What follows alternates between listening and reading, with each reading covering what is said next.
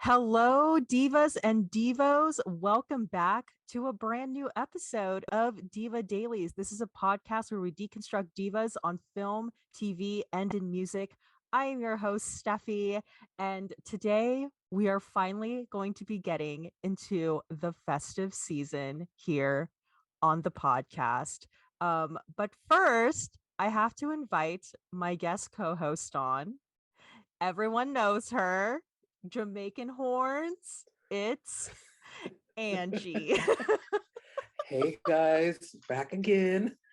Back again. Angie's like, oh my God, how did I get dragged into another episode? I love it. I love it. Oh man. Okay, well, before we continue, we have to do some housekeeping. I remember there was actually, fun fact, there was one time when I recorded an episode with Lisa. This was like early on in, I think it was probably like episode 2 or 3 we were recording. And I was like, we have to do some house cleaning. And then Lisa was like, I think it's housekeeping. Oh. So I always like every time I see it on my Google Doc, I'm like housekeeping, not house cleaning. You're like, let me read that again. Yeah, I'm like, sure. Which one is it? It's housekeeping. Okay, so some housekeeping admin stuff.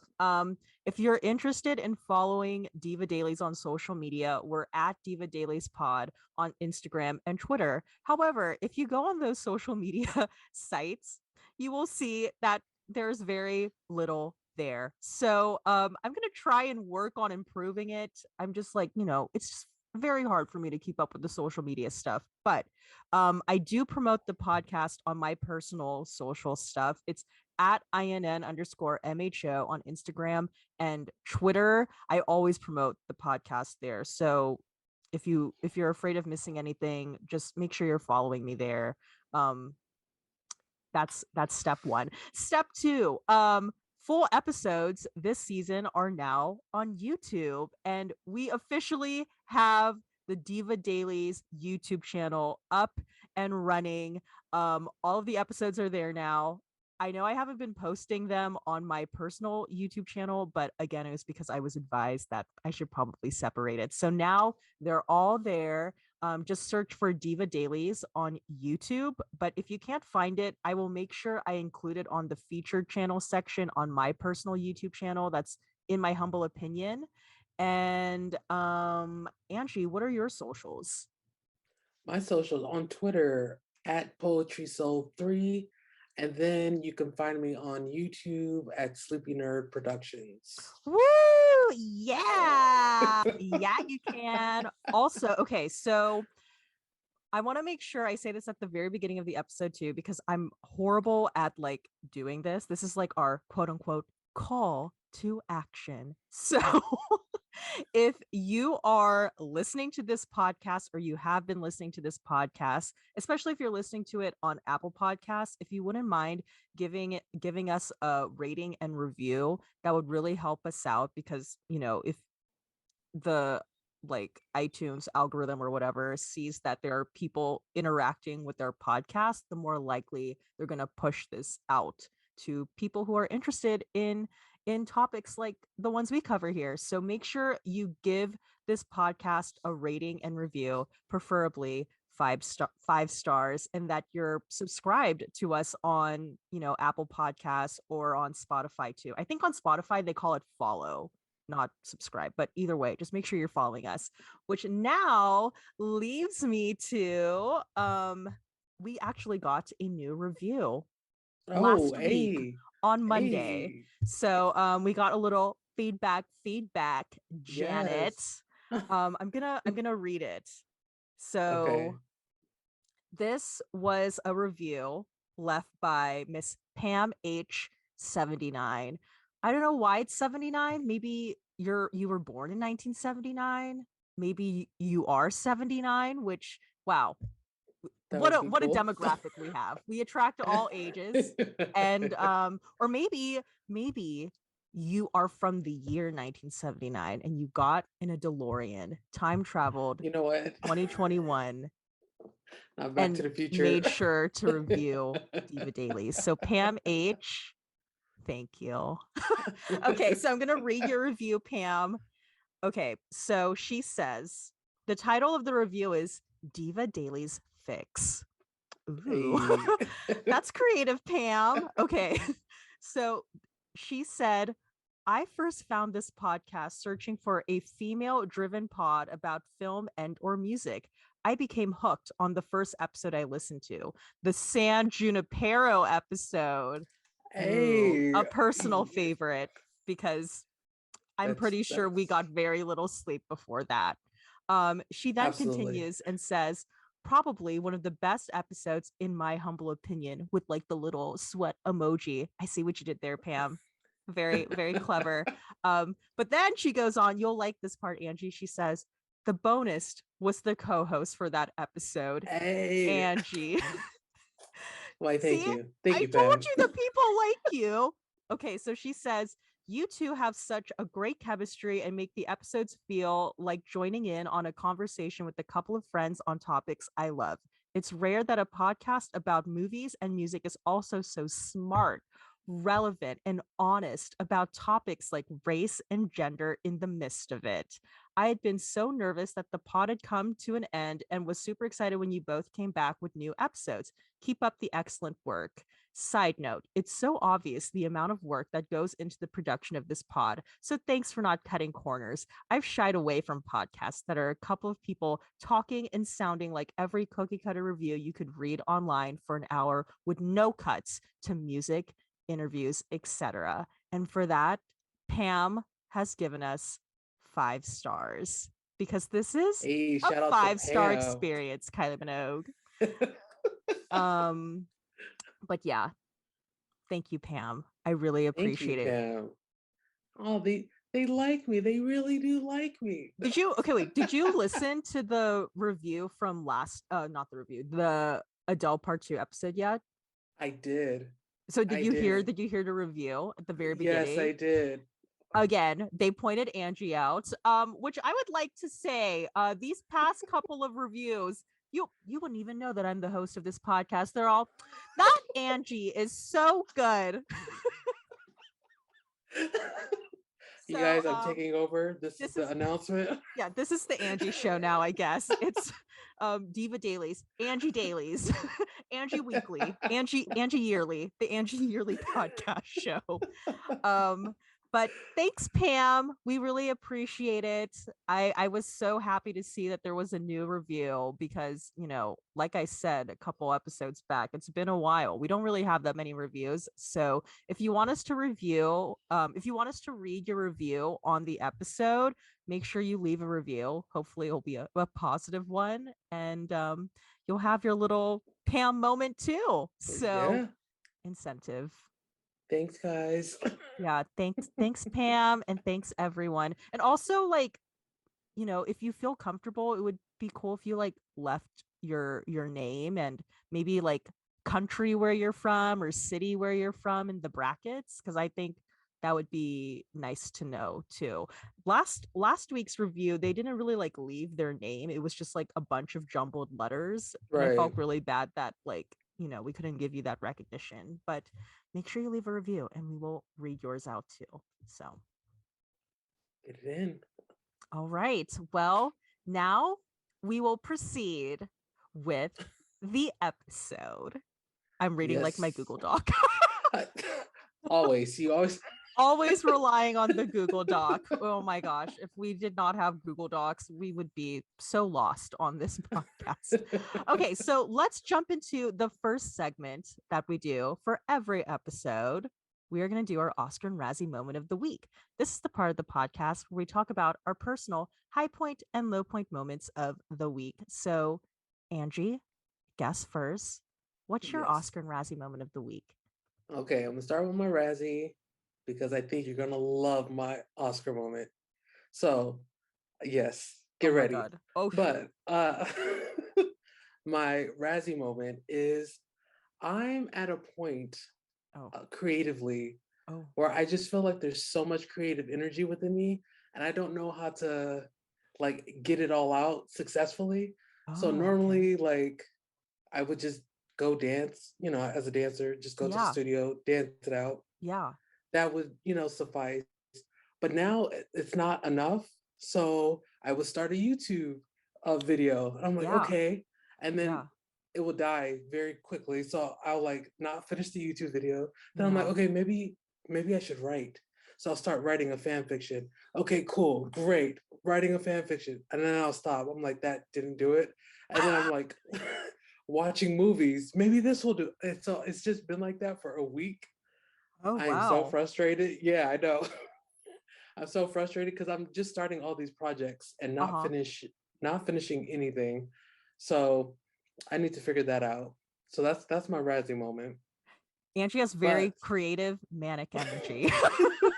It's like, what if like halfway into this episode you're like, I'm over it, and you just like leave? I'm over it. I'll just Like, call end it. yeah.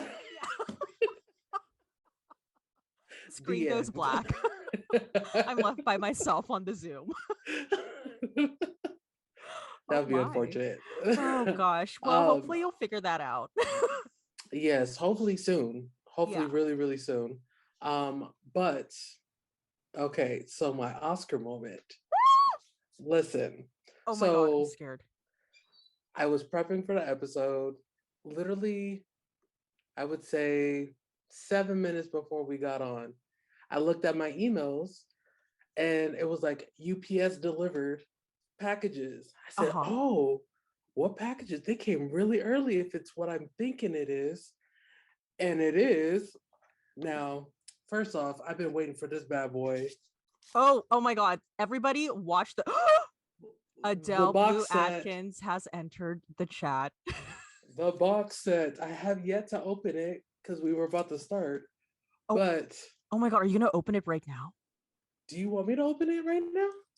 It's up to I you. I don't want to like I ruin could. your moment here. No, let's. You know what? Let's open it right now. Okay, Let's so open everyone, it. if you're listening to this, I suggest finding the YouTube version of this episode because right now Angie has received the Adele 30 box set Box and she is set. opening it. So I am. I wonder if your mic can pick up like the crackle of the plastic and you're You got. like yeah, do a little ASMR I like got. Janet I did in got. that one I video. got you.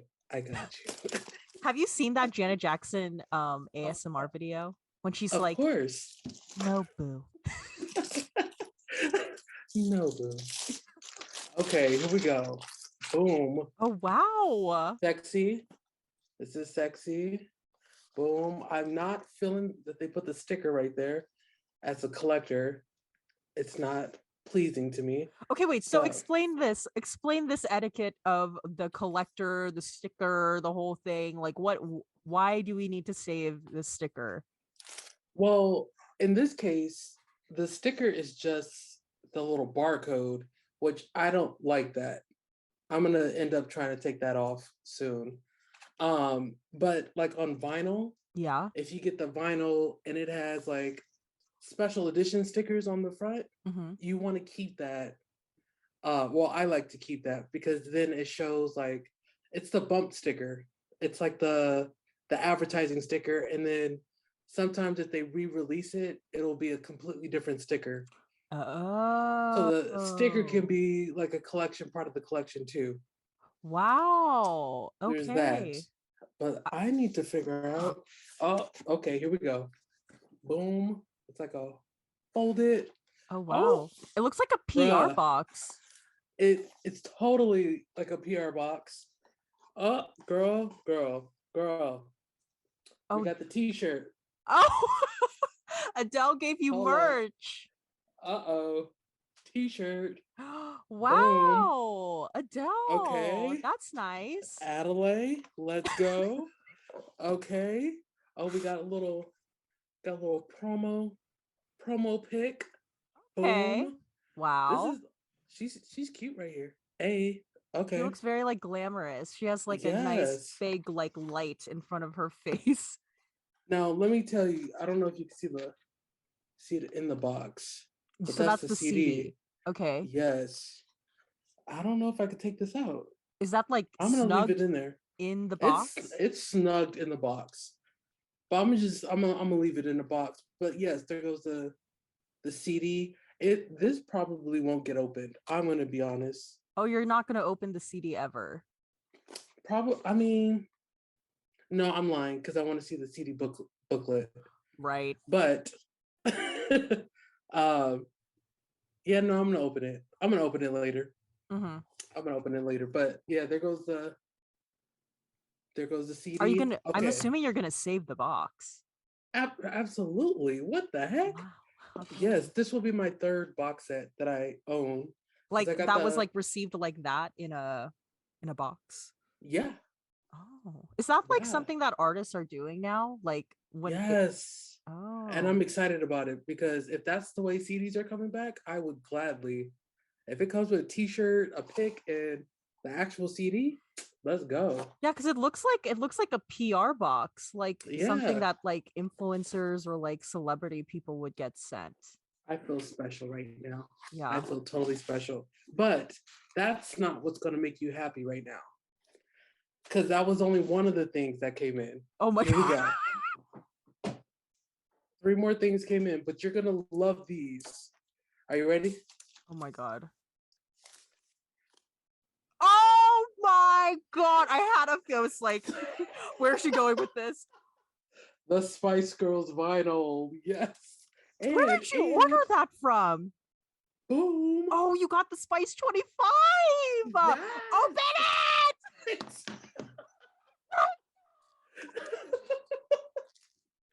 Yeah, so I got the vinyl came from Amazon. Oh, okay. From Amazon. So you got both of those vinyls from Amazon. Yeah. Is that, but the vinyl that's not the Spice 25 one, is it? No, with the singles cover, like they didn't have. I went on the Spice Girls website and they were out of stock. Yeah, but did you see what I was talking about with like the different girls? I want to get the Scary Spice one. Were you tempted? Yeah, you were tempted. Oh, I was tempted. I was tempted to get all 5. I was like, see, I was like, that's gonna rack up an expense if you get like times 5. There are each like $30 or something like that. Oh my God. Expensive. And then plus shipping, all of that. But let me tell you, I feel like you'll get Scary eventually, and maybe you'll get the rest of the girls, and then you could come back and do a boxing. Hopefully. I'm rooting for you. I'm rooting for you. Thank you. I appreciate it. I really want that for you. You guys, Steffi officially got me into Spice Girls mode. The power of spice. So I think it was after the catch-up episode. You were talking about Spice Girls. We had like a full almost like hour conversation about the girls specifically. Exactly. I'm like, this is a Spice Girls podcast now. Listen, if you ever want to do a Spice Girls review of the albums, I'm here. Okay, perfect. Fine. I'll just get you.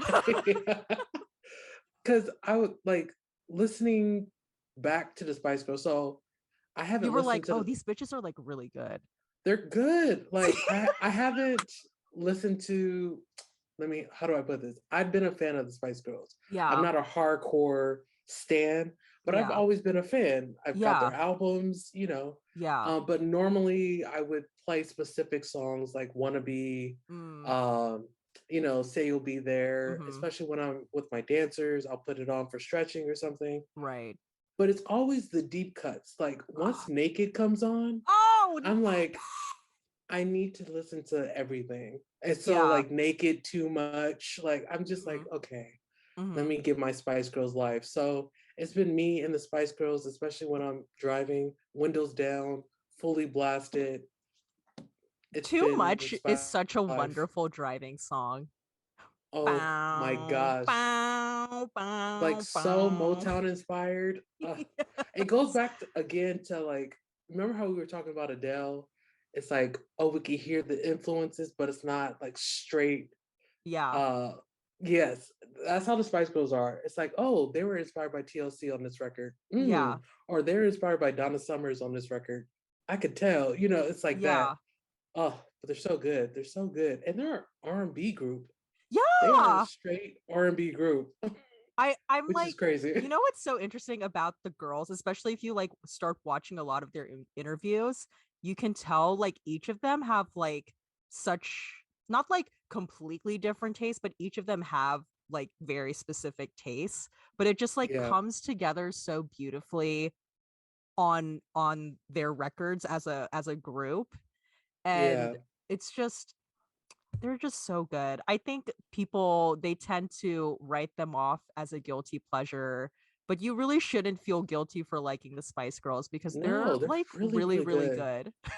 They're really good. I They're agree. so good. I love Yes. those girls so much. But yes, I'm officially in the Spice Girls mood. I'm about to start watching documentaries tomorrow, so there's All that. those links, all I those know. links. Steffi sent me so many links. Like, I'm girl, like, check this out. if you need the playlist, I could send you my 300 plus playlist now. I've been watching a lot of stuff though. There's this new Mel C interview that came Oh, out. Like, with Zack Snyder. was it Zack Snyder? Or I don't know if that's his name. It's like the Yes. Zach Show or something. And she's like Yeah, wearing like he I was gonna say she's wearing a tracksuit, but she like literally wears a tracksuit all the time. all the time. Whenever she's doing a Spice Girls promo, because she knows her brand. I think it was like an hour long. Yeah, it's so good. That Yeah, interview was so it's good. so good. Yeah, she did what she needed to do in that She interview. I she was always excited. does what she needed to do. Okay, so you have Yeah. the oh my god. Okay, so we need to resume this. So Spice, did you open it? Yeah, Okay, so it was um just a basic vinyl. This one, they're not gatefold. So you know the difference between a gatefold is that and so gatefold is like it like opens? Is that yes. okay? Yes. I'm learning. So these I don't this one, the Spice World one definitely wasn't gatefold. Yeah, this one, both of these aren't gatefold. They're just regular schmegular. That's But okay. like on this one, you can see the sticker. So remember we were talking about the sticker. Yeah. Boom, Oh, wow, that's a nice sticker. right? I generally, especially if it's not a gatefold, I won't take the plastic off. I'll just like cut it down, then take the vinyl out. Wait, Does that make sense? you won't take the So plastic off? no, because the sticker is on Yeah, on the outside plastic. oh, so you saved the plastic too? Absolutely. And then so this what it's in right now is like a protector. It's almost like a sheet protector for vinyls. Yeah. So I just leave the plastic on, put the sheet protector over it, seal it, and just like let it be. But if it's a gatefold, I have to like really think about whether I want to open it or I'll just like take the plastic off, cut this out. Mm-hmm. When I put it back in the plastic, the sheet protector, I'll just put the sticker in the sheet protector as well. Wow. Yeah, I'm that person. That's like a whole process. Yeah, but I know me. I know like in 10, 15, 20 years, I'm gonna look back and I'm gonna be like, you did good with that. You Okay, know? yeah, it was worth it. It was worth it. Okay, but now okay, so you bought the Spice 25 box. I did. Are you I gonna did. open it? Yeah, well, this one's already open. So again, okay, so like this, the sticker's on there, the plastic is still on there, Yeah. but I just opened the side I see. Okay, okay, yes. so I could get it out. Okay, open it. Open it. Open it. Do you have this? No, I don't. I didn't buy anything. What?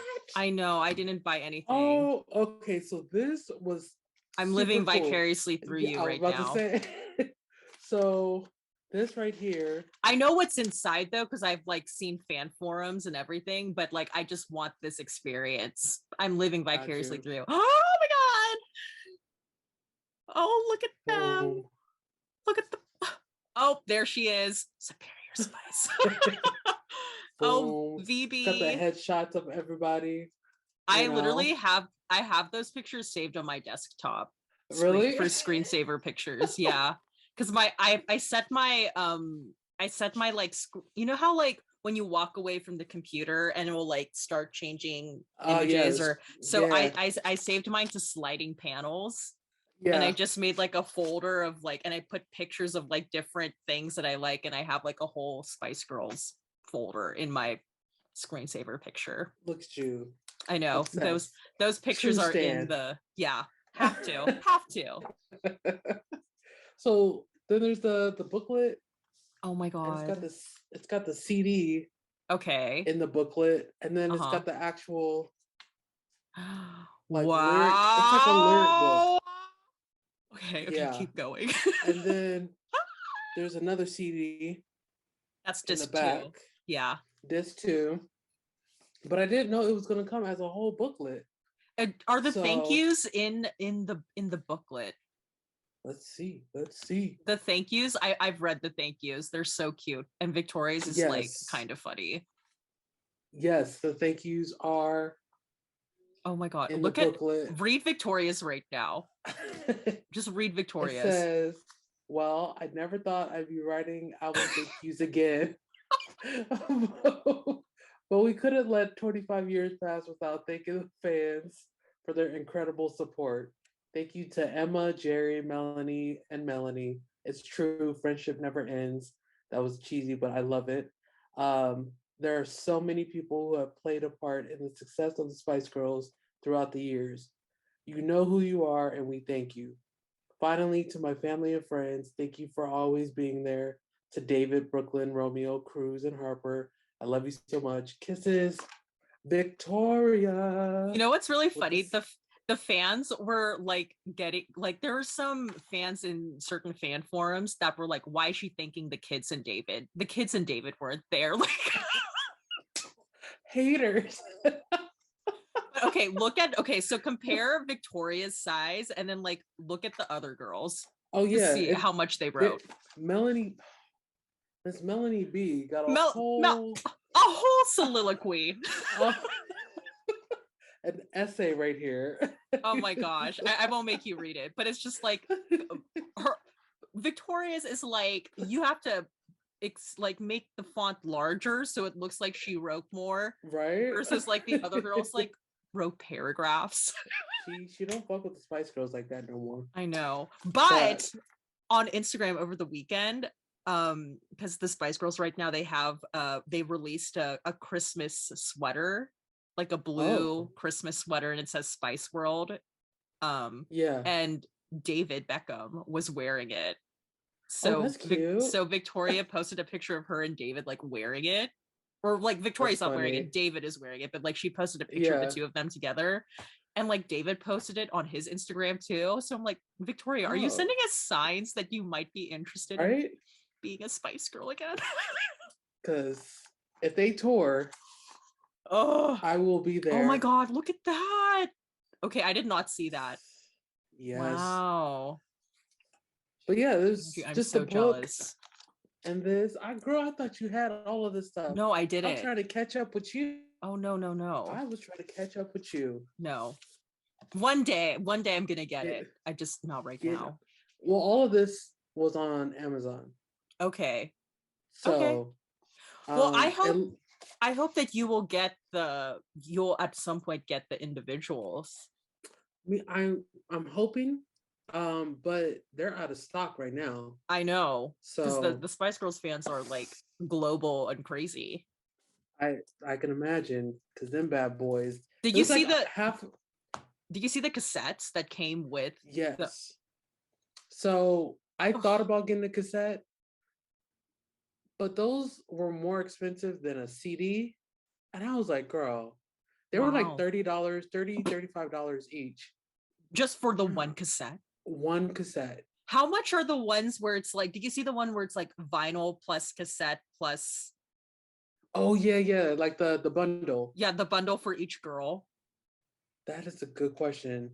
I can't remember how much it was, but I would assume it's like $70, $80. Holy shit. I would assume. Times 5. I know there's lots of fans who did all 5. Oh, yeah. Isn't that insane? if I was a hardcore Spice Girls fan, I easily would have put down that money. That's insane. I was like, it Easily. is expensive to be a Spice Girls fan. But honestly, like, how often do they drop stuff? Yeah, is that's the question. thing. Yeah. It's like, it's not like they're out here like Ariana Grande dropping stuff or Tony Bennett dropping stuff every year. Yeah. You know, it's like once in a blue moon, get your Spice Girl stuff, and then they're gonna be gone. And it's the fact that it's like each of them has their own too. That's like cool. Yeah. I don't know of any other group that has that kind of rollout. No. I feel like if TLC were to re-release some stuff for a 25-year anniversary, I think they could do it. Like, is it past the 25-year point for Crazy Sexy Cool? Yes, it is.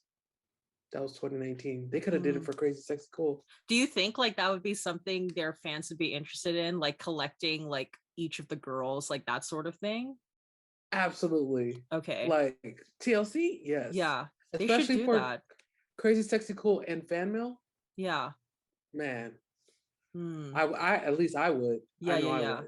I don't know if like, I mean, for sure, like I don't think a Pussycat Dolls, like no one would be interested in collecting all the girls. I don't even know like with Destiny's Child if that's something they would be able to. If it was DC3, not the original. Yeah. But like when Michelle came in. Yeah. I could see that. But I feel like they're not thinking about that at all. No. Beyonce is no. Beyonce's thinking about Beyonce. Beyonce's thinking about Ivy Park. Them kids. Oh my gosh, OP. That's so cool though. Well, Angie, you should get your coins ready because this year is now the 25th anniversary of Spice World. So they're probably going to do like a similar thing. And like I've seen there's fans in the forums that are doing like mock-ups of what they would want. Oh, yeah. My bank account's going to be horrible this year because Janet's coming, Spice Girls coming. They're coming. The girls are coming. The legends are coming. They're coming. Did you see on their website there's this thing called like the Zo, like I think it's like the Zoetrope or no. I might be saying it wrong, but like you know how like when a vinyl spins, right? So like there's a vinyl, but I think it's called like the Zoetrope on the Spice Girls website, and like when it spins, it like has this cool like design. Oh, I gotta check that out. I don't know if that's something you'd be interested in, but that's exactly what I'm gonna do when I get off of this. I'm gonna go check it out. Okay. Nice. Well, yeah, save your coins because it's now the 25th anniversary of Spice World. I forgot those albums dropped like right next back to back. Man, and then they left. They left and came back. Well, I actually saw the Forever vinyl at Urban Outfitters. Oh, because nobody's trying to buy that one. Yeah. That's why it's at Urban Outfitters. There is a nice back cover though. They have a nice picture in the back. I was like, oh, I saved it in my screensavers Spice Girls folder. See, I will say these vinyl are so plain and I hate it. It's just the white with spice on it. And I'm just like, I mean, that's how their CD was, but because I think if you get like each individual girl, like the vinyl is a color. Like I know Scary's is green. Yes. Sporty's is yellow. Baby's is pink. Jerry's is like a magenta pink, and then Victoria's might be red. I think it was red or orange. But yeah, that's why I wanted it. I wanted at least Scary Spice for sure. Oh, I know those are so hard to get your hands on. And I was nervous too. I was nervous too because like when I was looking at the fan forums, because I think like so many people ordered it and probably the label was so overwhelmed by the order. Like some people were like, mine hasn't come in yet, or like I only got one but I didn't get the other. Like it's a bit disorganized. So I was a bit like, ooh. And plus we're in the US. So I was like, I know. It's gonna take forever. I mean, the box set for Adele took almost a month. So really? Wow. Yeah. I ordered it I want to say I ordered it 3 days before Hmm. the album dropped. Wow. Yeah. So Oh, I had been right. waiting this whole time. That's right. Because I was like, I hope you like the album if you've ordered it in 3 different Yeah. formats. Wow. Thank goodness I did. Yeah. Well, that's a great. Is that all the packages you got? That was, yeah. Wow. That felt like my Oscar moment too. Just now. It can be. It can be. But I Join won't the. use it. Oh gosh. Okay. Well, I guess I'll go into my Oscar and Razzie moment of the week. Okay. So my Razzie moment of the week is I'm gonna try and keep it vague because I don't want to get into too much details. But basically the idea is friendships get a little like as you get older. That's all I have to say about Facts. that. It's like weird to navigate Facts. friendships as you get older. Yes. A lot of people don't talk about that. Um, Especially because I deal with high schoolers. Hmm. The one thing I do tell my high schoolers is Fuck these friends. don't Just kidding. low key though. I'm like I always say don't get too attached to anybody because everything changes after high school. Yeah. Whether you want it to or not, it's just Hmm. the nature of the beast. Yeah. Uh, and then you just get older, you get wiser. Sometimes people just don't align with what you're doing right now, and it is what it is. Yeah. Gotta let It's stuff weird. go. Yeah, Yeah. It's weird. It's not okay. Here's the thing. I'm not saying I don't want to be friends with these people anymore. That's not what I'm right. saying. But it's more so like, I just need a break. Yeah, I need a yeah. break. I need a break. Sometimes, like I said, sometimes it be like that. Sometimes you need to take your break. Sometimes you need to be like, this friendship doesn't work for me. Sometimes I take your break, girl. Take your break. A Is all I break. gotta say. Because I think the thing with friendships, and I think with any relationship in general, but especially friendships, because I feel like we don't really get a lot of stories about friendships, but Hmm. I think the media or like stories about friendships, they make us believe that like something cataclysmic has to happen in order for like the relationship to dissolve. Right. But that's like not the case. Like nothing like cataclysmic has happened, but there is a part of me where I'm like about the friendship, and I'm kind of feeling a bit guilty that I feel that way, but I No, can't help that this is how I feel. people grow. People grow apart, Yeah. and most times it doesn't mean that somebody did anything wrong. Yeah. It's just you're in a different space. Yeah. You're not feeling specific types of energy. And Yeah. listen, life's too short for me to be sitting here feeling guilty about me growing differently. Like I'm maybe this is like harsh, but I'm the type of person if I'm not rocking with you no more or you're not like fitting into my bubble, Hmm. then I'm like, all right, cool. You're like, It's cool. bye. It I was it had was fun while it lasted. mm-hmm, You were here for a season. mm. And if She's like, it's meant to girl be, power. girl power. And if it's meant to be, then we'll link up again. Yeah. That's it. I think that's a problem with me. I've like mastered ghosting and I've Oh mastered wow. cutting people off. Like I think it has to go back to like traveling because when I Oh travel, right. I don't spend any money on like overseas packages or anything like that. I don't Yeah. change my SIM card. So Wow. it's So you like like really it's really cut off until I get to Wi-Fi, which is wow. usually just at the hotel. Yeah, yeah, Or yeah.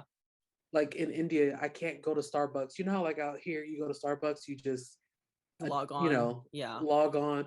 Out there, you need a phone number like to attach to the Wi-Fi, all that. Right. So I don't have that. So it was easy for me to cut people off then, and Hmm. now it's become way easier to cut people off now.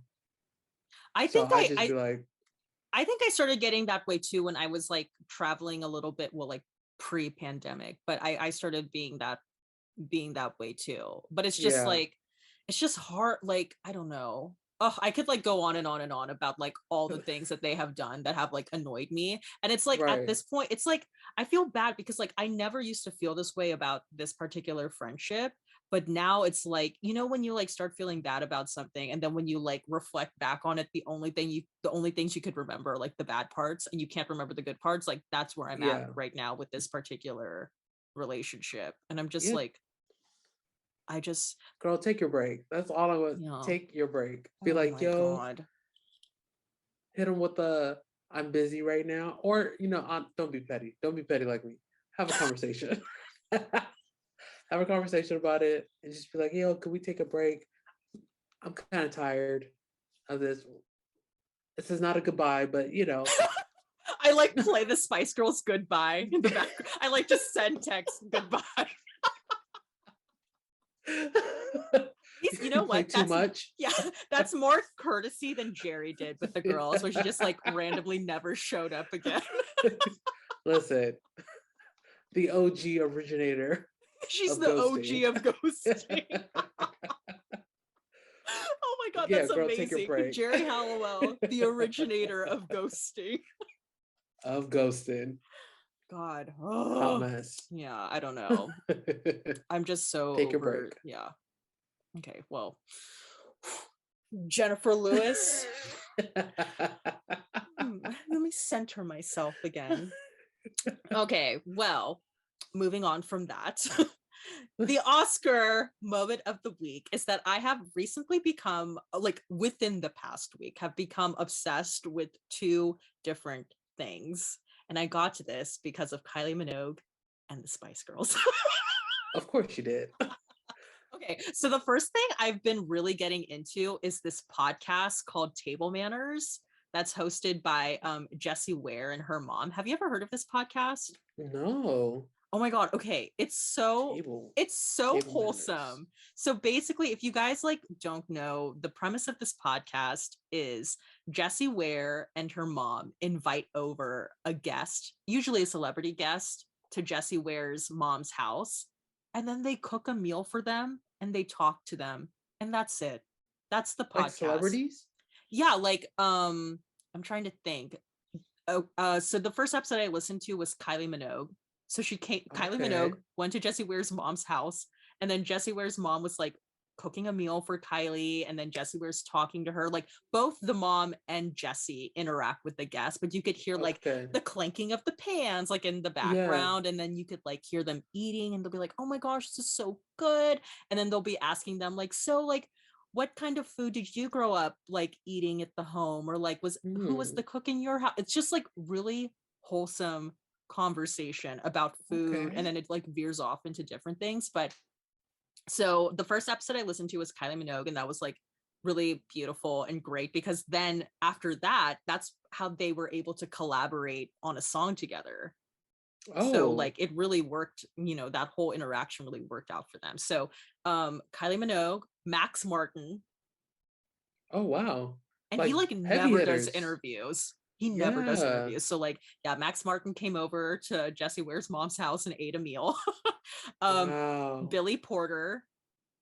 Okay. Like for real, big names. The Billy Porter one was really funny because like it, for me as an American, it's funny listening to the episodes where it's like an American comes over because of like the cultural differences. So like at one point, Billy Porter was like, "Yeah, you guys here, like you have like lots of brown, and like here over there in America, it's a bit different." And then you know how Billy Porter can be like very intense when he talks. Yeah, like, it's like really intense. So at one point he was like talking about like, I think like homophobia and race. And at one point he was like, "Fuck you." Like, you know how that's how Billy Porter talks. Right. So he was like, "Fuck you." And in my head, I was like, oh my God, like, what is like Jessie Ware and her mom, like, what are they doing like when all of this is happening? So like after the episode, like after the guest leaves, like Jessie Ware and her mom like talk for like a minute or two kind of about how they felt with the interview. And Jessie Ware was like, when Billy was saying like "fuck you," he was literally holding my hand and looking me in the eye, and it was so intense, and I just didn't really know how to interact. I really didn't know how to respond. I felt like I was acting in a scene. Like was so funny. But yeah, so Billy Porter, they kept doing the podcast during like 2020, the height of the pandemic. Yeah. So they would Zoom people. So they had like John Legend, Oh wow. Josh Groban, Eva Longoria, Dolly Parton. So that was like the Zoom edition. And then Nicole Scherzinger came over to their place, because you know how like Nicole like does the judging over there for the talent shows. Yeah. So Nicole Scherzinger did an episode with them. Mel B did an episode with them. I haven't listened to the full one of that yet, but Mel B did one. Mel C did one. It's just like really, it's just like really nice. Like even if I've listened to some episodes where I don't really know the guest either, but it's one of those podcasts where you don't have to really know the person that well. Like it just works because the conversation is about something that's so like accessible and universal. It's food. They're talking about food, so it's just really interesting. And it's just wholesome because like the mom is just like really funny. I'm gonna check that one out. Yeah, it's a good one. Yeah, check it out. So that's the first thing I became really obsessed with. And then the second thing I became really obsessed with is this game show called The Wheel. It airs over there in the UK, and it's hosted by this comedian named Michael McIntyre. And but apparently it's like gotten so popular that he actually came here to the States and filmed some episodes for the American edition of The Wheel. Wow. Yeah. Okay. But the premise is kind of like confusing, but it's something that was born out of the pandemic. So everything is kind of like social distanced. Yeah. So it like literally you can still do it during the pandemic. But basically, there's like a wheel of celebrities, and they're called like the celebrity experts. And each of the celebrities kind of have their own like topic. So the first episode I watched was, of course, Mel B was one of the celebrity experts, and her area of expertise was Spice Girls. So it's very specific to the like celebrity. Yeah, it could be very specific to the celebrity, or it could be like just something that they're interested in. Like if I was like a celebrity guest, mine could be like Whitney Houston is my area of expertise. So like there's like about, I think maybe like 6 or 7 or 8 celebrities like in a wheel, and like the wheel like spins, so they like kind of go around, and then beneath the celebrities there's like a wheel of contestants, and it's three different contestants. So there's like a 1 in 3 chance that any of them can pop up. So like it's like literally a wheel of celebrities like on the top, and then like a wheel below them. So then they'll be like, okay, so who's our first contestant? And it'll be like someone will rise from the ground. Right. And then they'll be like, okay, like what's your name? What's your story? Blah, blah, blah. Okay, so pick a category. So then they'll pick a category, and then obviously you want like, so if I said my topic is I really want to answer a question about the Spice Girls, so then Mel B would like be lit up in gold. And then he'll be like, okay, so who do you think doesn't know anything about the Spice Girls? So let's say, I don't know, Janet Jackson was one of the celebrity people. I'll say, I don't think Janet Jackson knows anything about the Spice Girls, so she'll be shut down in red. So then he'll be like, okay, spin the wheel, and then like the wheel will spin, and then ideally you want it to land on Mel B, but so if it lands on Mel B, like the price is going to be the cash price is going to be like really good. But then let's say it lands on Janet Jackson, it's like, ooh, no, we don't want it to land on Janet. So if it lands on Janet, then the contestant goes down, and then the contestant wheel will spin, and then someone will pop up, but there's a chance that you can come up again, or it could be someone new. Right. And there was one particular episode that I was watching where like it's three contestants. The third contestant literally never popped up. Oh my gosh, that would suck. Yeah, I would be like, you know what, throw it away. Yeah, throw this whole show away. But it's just I feel like the explanation is kind of a bit like convoluted, but it's like it's really cool because I've never really seen a game show with that kind of premise. Right. I started watching it because I have a VPN, so I was like going on like, you know, the UK websites, but there are some episodes on YouTube that are available, and like I said, they're gonna make an American version, so or like they already filmed it. Yeah, they already filmed it. Like I think the interview I was watching, he said that Carol Baskin was one of the celebrity experts, and her topic was cats. I was about to say tigers. Yeah, it was something like that. And missing then men, murder. How do we get rid of a body?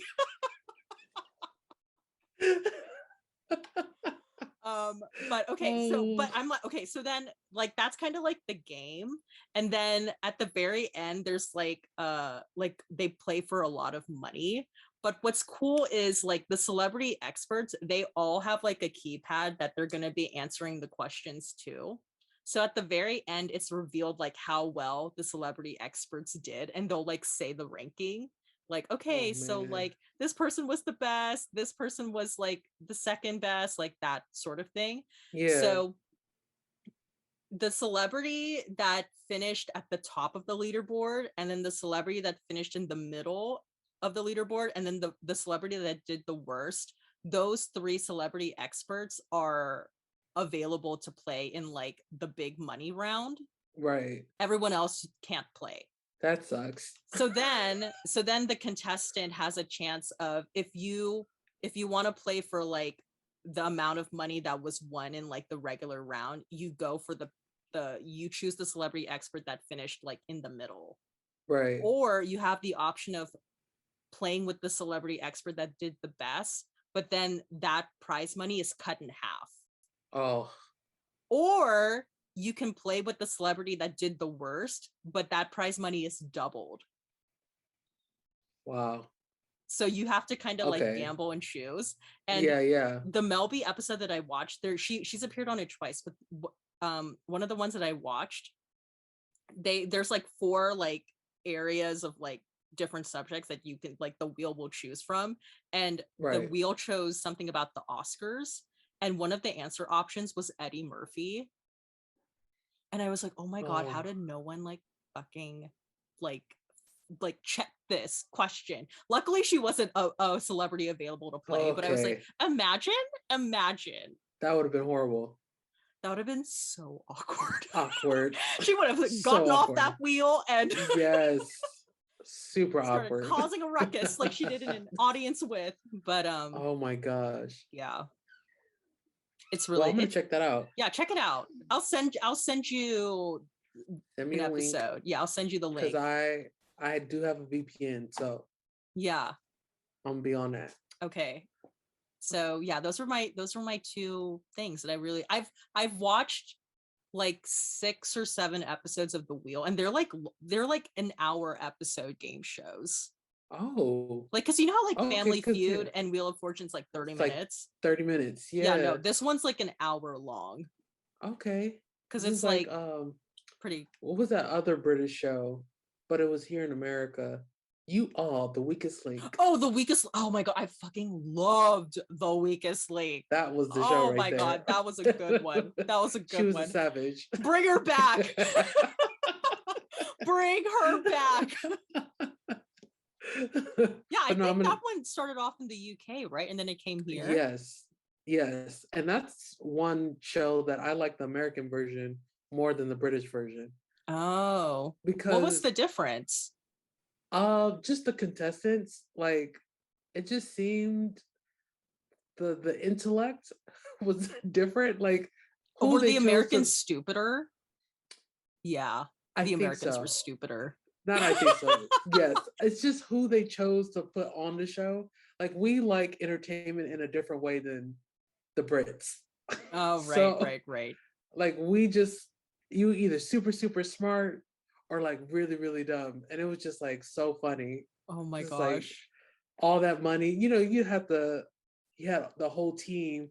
And everybody's getting something right. And then all of a sudden you get to that one person, and then boom, everything just drops. Like, oh. Oh my gosh. Wow. Man. Yeah. But I'm gonna check it out. Okay. I'm gonna check everything out. Yeah. I mean, I haven't led you astray so far with my Spice Girls links, so You haven't so I have a good track record. I'll send you because Mel B appeared in the first episode of season 1. Okay. So that one's not available on YouTube, but there's another one. There's another one. She appeared in season 2, and that one is available on YouTube. Okay.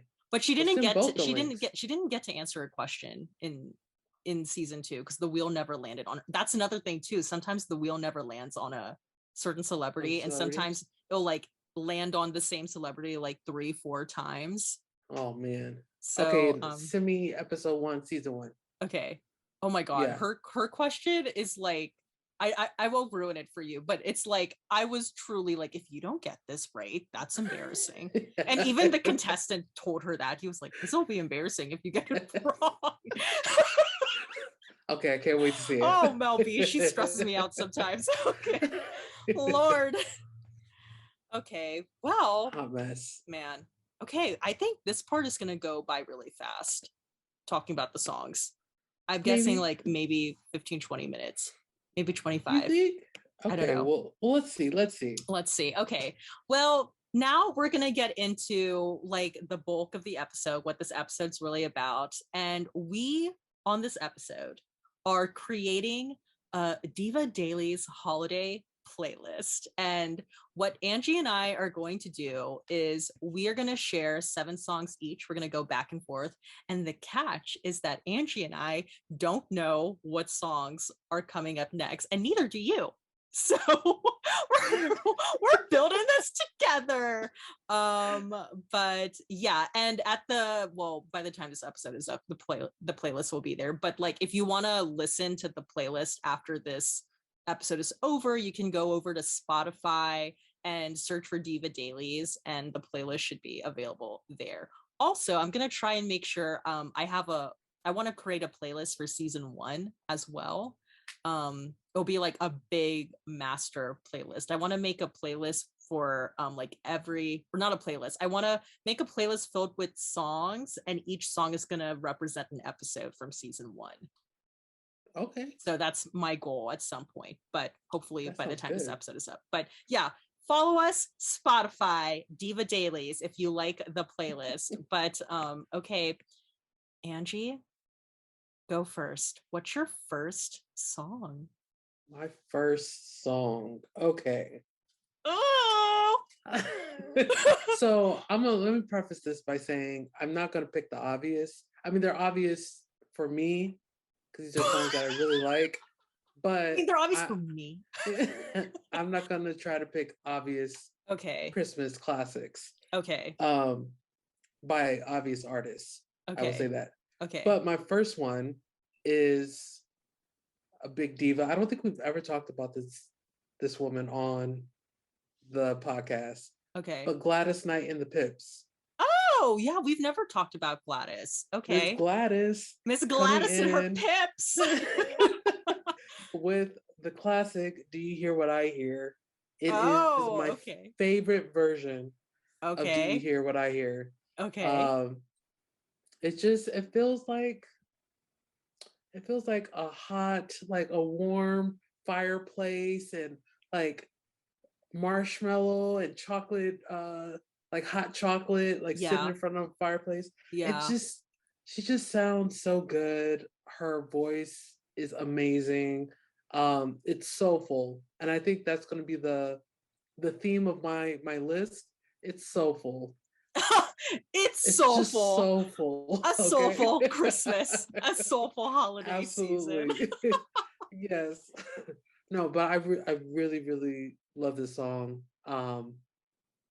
Yeah, it's my favorite version of the song. Wow. Well, maybe that song might appear twice. Yeah. I feel like we're gonna have a lot of the same like songs, but like different versions. Yeah. But that's okay. That's okay.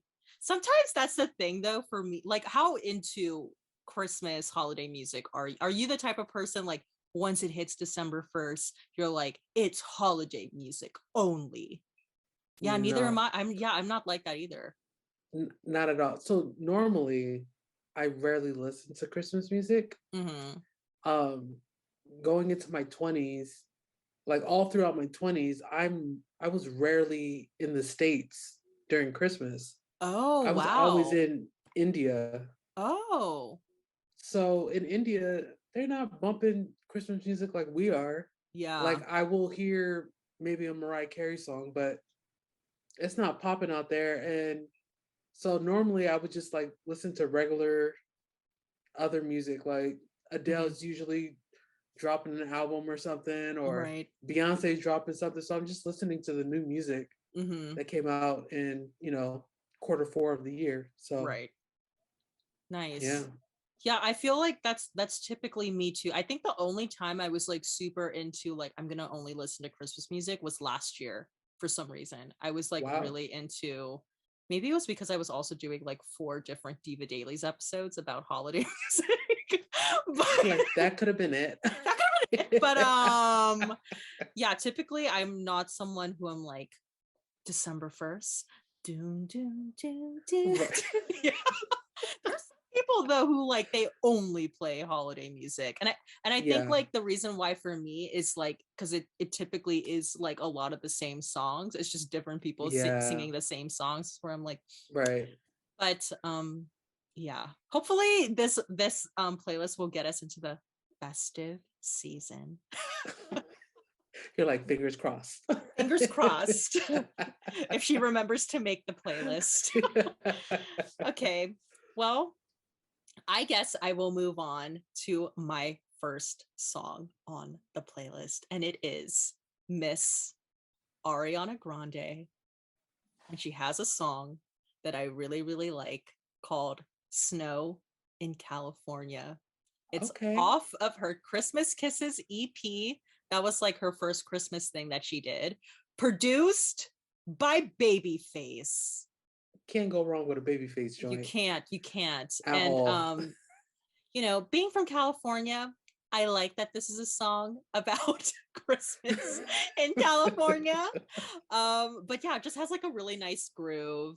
And I'm a huge Babyface fan, so I really enjoy this. I will say though, for editing purposes, I'm a bit scared to play this song in Diva Dailies because if you guys have looked at the Diva Dailies back catalog, you'll notice that our Ariana Grande episode is not on Spotify. And that's because we got a bit of a copyright disclaimer for Miss Wow. Ariana Grande's music. I feel like it wasn't, I don't think, because I played Snow in California in that episode, but I don't think this was the song that gave me a problem. I think it was one Okay. of the other songs from her Right. like Christmas. The other she has Christmas and Chill, the Christmas and Chill Okay. EP. I think there's some of the songs there gave me a problem, and it's so strange because I have like done a lot of different divas, like a Yeah. lot of different music, never had a problem with any of them. Ariana Grande is the only That's one, so I'm a little that's nervous. super interesting. Yeah, I don't know if I will play Snow in California. If I do, it'll be like 15 seconds. But in any case, Snow in California is my first pick, and if it's not playing right now, that's the reason why. So picture it in your head. Go to So YouTube. go to the playlist and listen to it there. I'm like sad that I mean, I still have a copy of the episode. So if anyone like really wants to listen to that Ariana Grande Christmas episode, just email me and I'll send you the audio for that. I still have a copy of it, but I'm a bit Does it play scared on to. Apple No, Podcasts? it will just say this episode is unavailable. Oh, so it's just like It's like all gone. over. Yeah, it's just gone. Wow. Yeah. Okay. Wow. So we may not be doing Ariana Grande on Diva Dailies. Or if we do, we will just be talking about her no music. Wow. Yeah. Wow. Sorry, That's Pam. interesting. Yeah. So Well, that's my first song. What a way to start it off. yeah. I love this song, but we're not going to play it. But we're not going to play it. Just have to trust me. I really enjoy Snow in California. Okay, so what's your second song? Second song. I hope you don't have the same song. But I consider The Preacher's Wife a Christmas album. Yes, I do too. So, My Heart is Calling, Oh, to me, is a Christmas joint. I Even though I agree. Any of those Preacher's Wife songs are Christmas songs to me. Thank you. I hope you didn't have that on your list. I actually don't have any Preacher's Wife because I thought that you were gonna bring something up, so I was like, I'll let Angie have it. See, I thought you were gonna bring something up too, but I thought it was gonna be a different song. Oh, maybe that's the song that I'm bringing up. Oh. But My Heart is Calling is a classic. It just feels good. It's like a song that you can listen to during Christmas time and it feels like Christmas. And then you can listen to it in the summer and it just feels like a love song, like a traditional love song. Because Whitney is an all seasons girl. Facts. Absolute facts. Yeah, that's just like the background vocals on that album make me feel so warm and fuzzy. Mm-hmm. Like it's just so good. I think it's one of her most underrated songs in her catalog. Yeah, it's so good. Nice. Thank you, Babyface, again. Yes, get it in there. Made some magic. But yes, My Heart is Calling, classic. Preacher's Wife, another classic. Film, soundtrack, Christmas, get it in there. Happy 25th anniversary to The Preacher's Wife, by the way. Is it 25 already? Yeah. We're old. I know. Wow. Spice Girls turned 25 and The Preacher's Wife turned 25. Wow. What a year, though. What a year. What a year. Wow. Things were better in the 90s. That's the takeaway from this podcast. Every time I listen to My Heart is Calling, I literally just picture her and Denzel ice skating. I know. They're just super cute. So cute. I still wish to this day she left her husband in that movie. I know. You know what's so funny is I actually guested on a podcast called Happily Ever Aftermath, and I talked about The Preacher's Wife. Yeah. So if you guys haven't checked it out, check it out. It's a great podcast. Shout out to Diana. But I was telling her, because that was the first time she ever saw The Preacher's Wife, was for. So I was telling her, like, you know, I know this is wrong and I don't support adultery, but I want Whitney to cheat on Courtney B. Vance and to leave her husband. Like, you know, that scene at the very end when like she kisses Denzel on the cheek. Every time I'm like, leave your husband, go with Denzel. Like, oh my God, go Whitney, go. Yeah.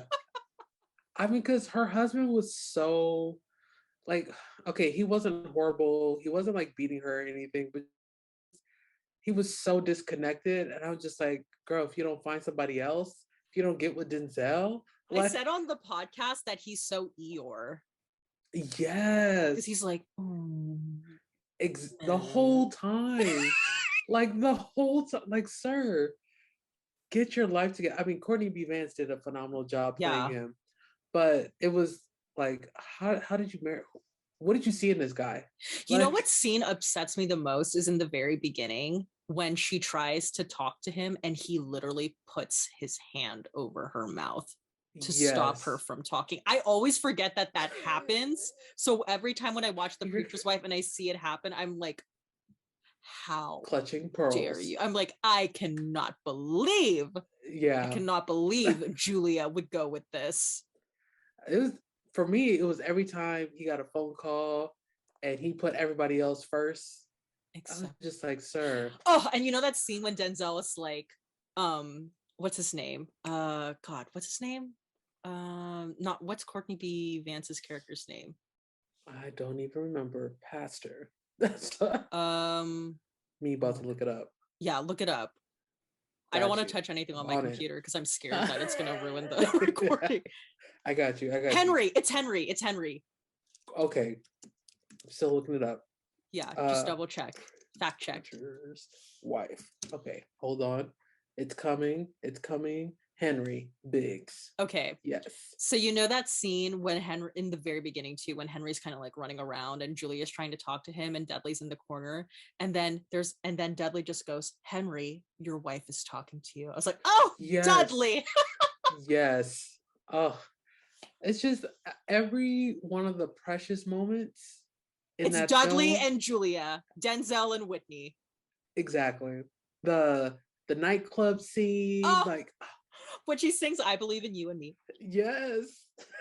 It's just it's so good. They Oh my were God, it's such a so cute good. couple. I was Such a actually, cute couple. I was very tempted to do a Preacher's Wife episode this time around, but then I was thinking in the back of my head, oh my God, how many more Whitney movies can I do then? If You could do 100 more if I you know do every single one. albums I was and like, but I just like I didn't want to knock off Preacher's Wife quite yet. We will be doing an episode of the Preacher's Wife at some point, but not right now. But like not this year. Not this year. But yeah, that's such a good one. I'm so happy you included My Heart Is Calling. You know, I try. Yeah.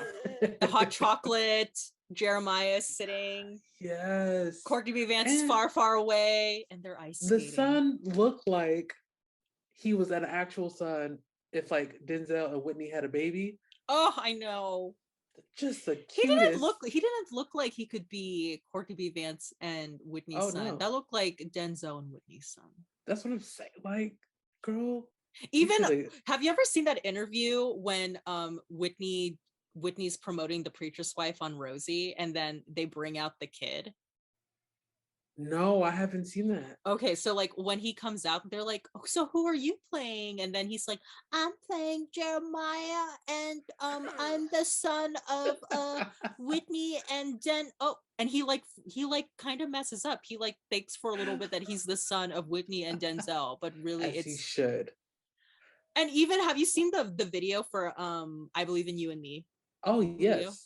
Okay, yeah. The way that video is edited, it looks like they want us to ship Whitney and Denzel, not Whitney and Courtney B. Vance. They should have changed the ending so she ends up with an angel. Yeah. Okay. Whitney gets hit by a car. Like, I don't know how to make it happen, but that needed to happen. I know. Okay? Oh God. Yeah. My Heart Is Calling. What a jam. Thank you, Babyface. Classic. Well, speaking of Babyface. My second song, but it's the third on. No, is it the third or the fourth? No, it's the fourth on this playlist. Okay. My second song that I would like to add to the playlist is Have Yourself a Merry Little Christmas by Babyface and Toni Braxton. Classic. Okay. Classic. Okay, so first of all, classic Christmas song. One of my favorite Christmas songs. And I just think Babyface and Toni Braxton's voices together sound so good. And what I love about Babyface and Toni Braxton is like, you know, typically the woman takes like the higher and the man takes the lower. Yeah. But like for them, it's like reverse. Opposite, yeah. And it's so interesting. And I a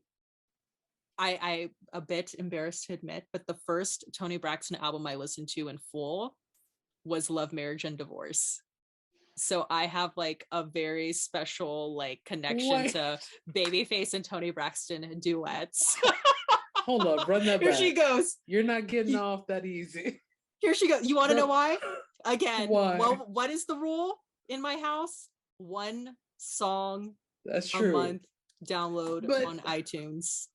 I didn't have a Toni Braxton album in my house. I had it at my aunt's house, but not at my mom and dad's house.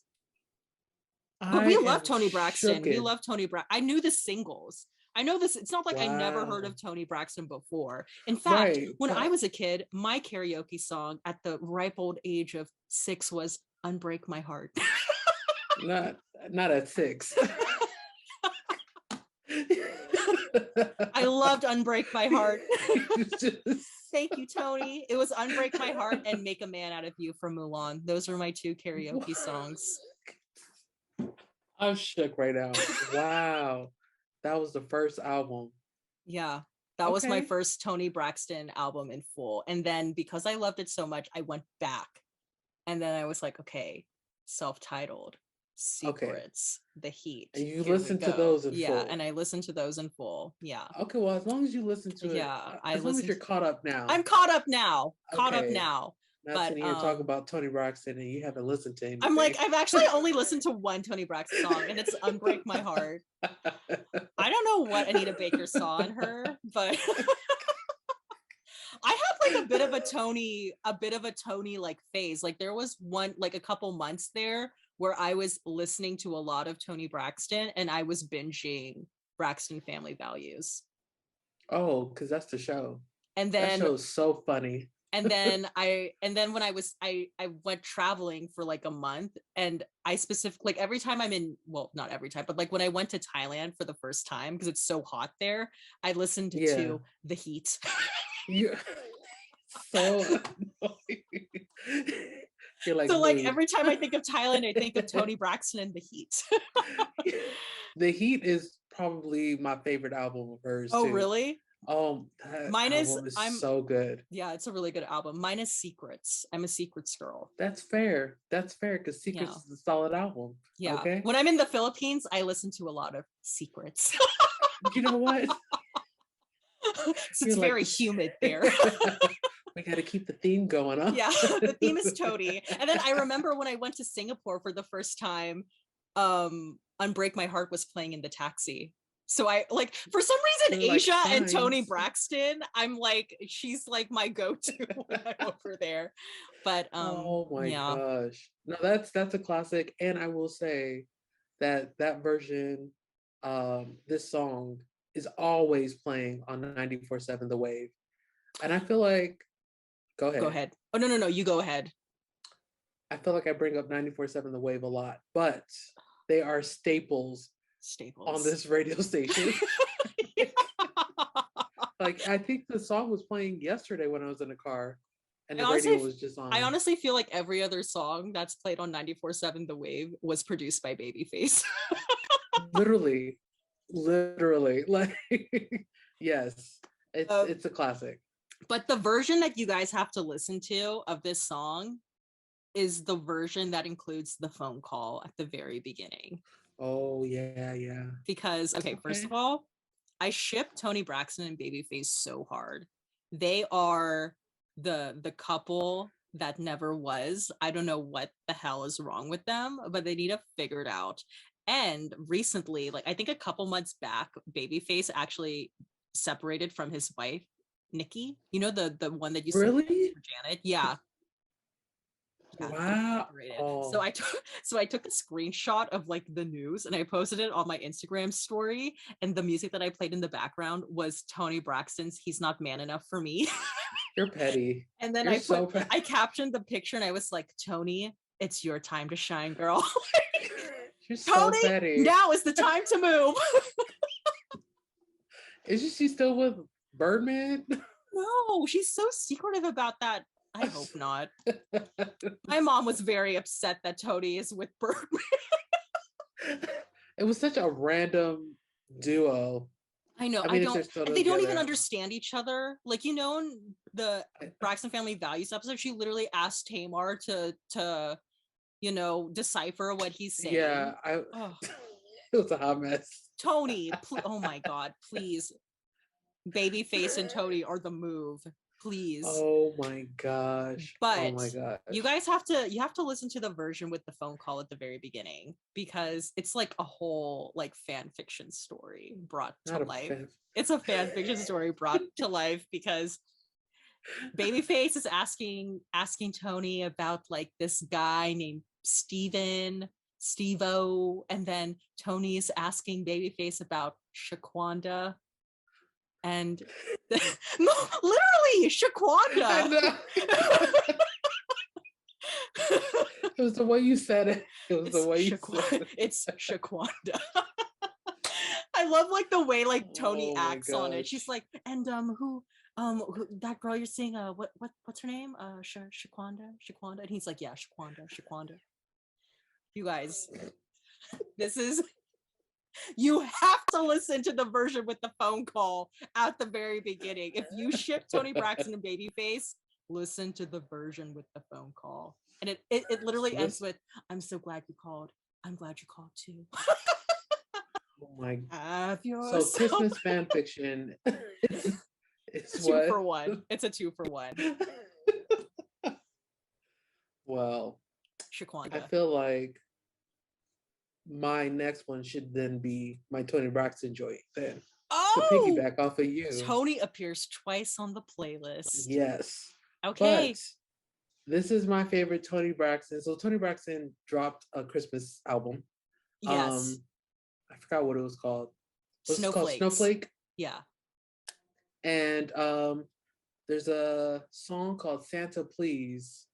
Oh, okay. Literally my favorite Toni Braxton Christmas song. I think you're gonna say that's my favorite Toni Braxton song, period. Could you imagine? Oh my God. That is my favorite. No. That would be horrible. I mean, even though it's a great song. Yeah, I'm like, wow. Okay. Strong opinion. Yeah. But no, Santa Please. It sounds, I mean, she always sounds sexy, Yeah. but she really sounds sexy on this record. Right. It's a sexy Christmas joint. And then there's like an interlude called Please Santa that Right, is just yeah. like the instrumental. Uh-huh. So basically what I do on my playlist is I put Santa Please and then put Please Santa right after. So Yeah. it's just like one big track. It's just one long Santa Please. I love it so much. Her voice is just so sexy. Just Yeah, that's a good one. super sexy.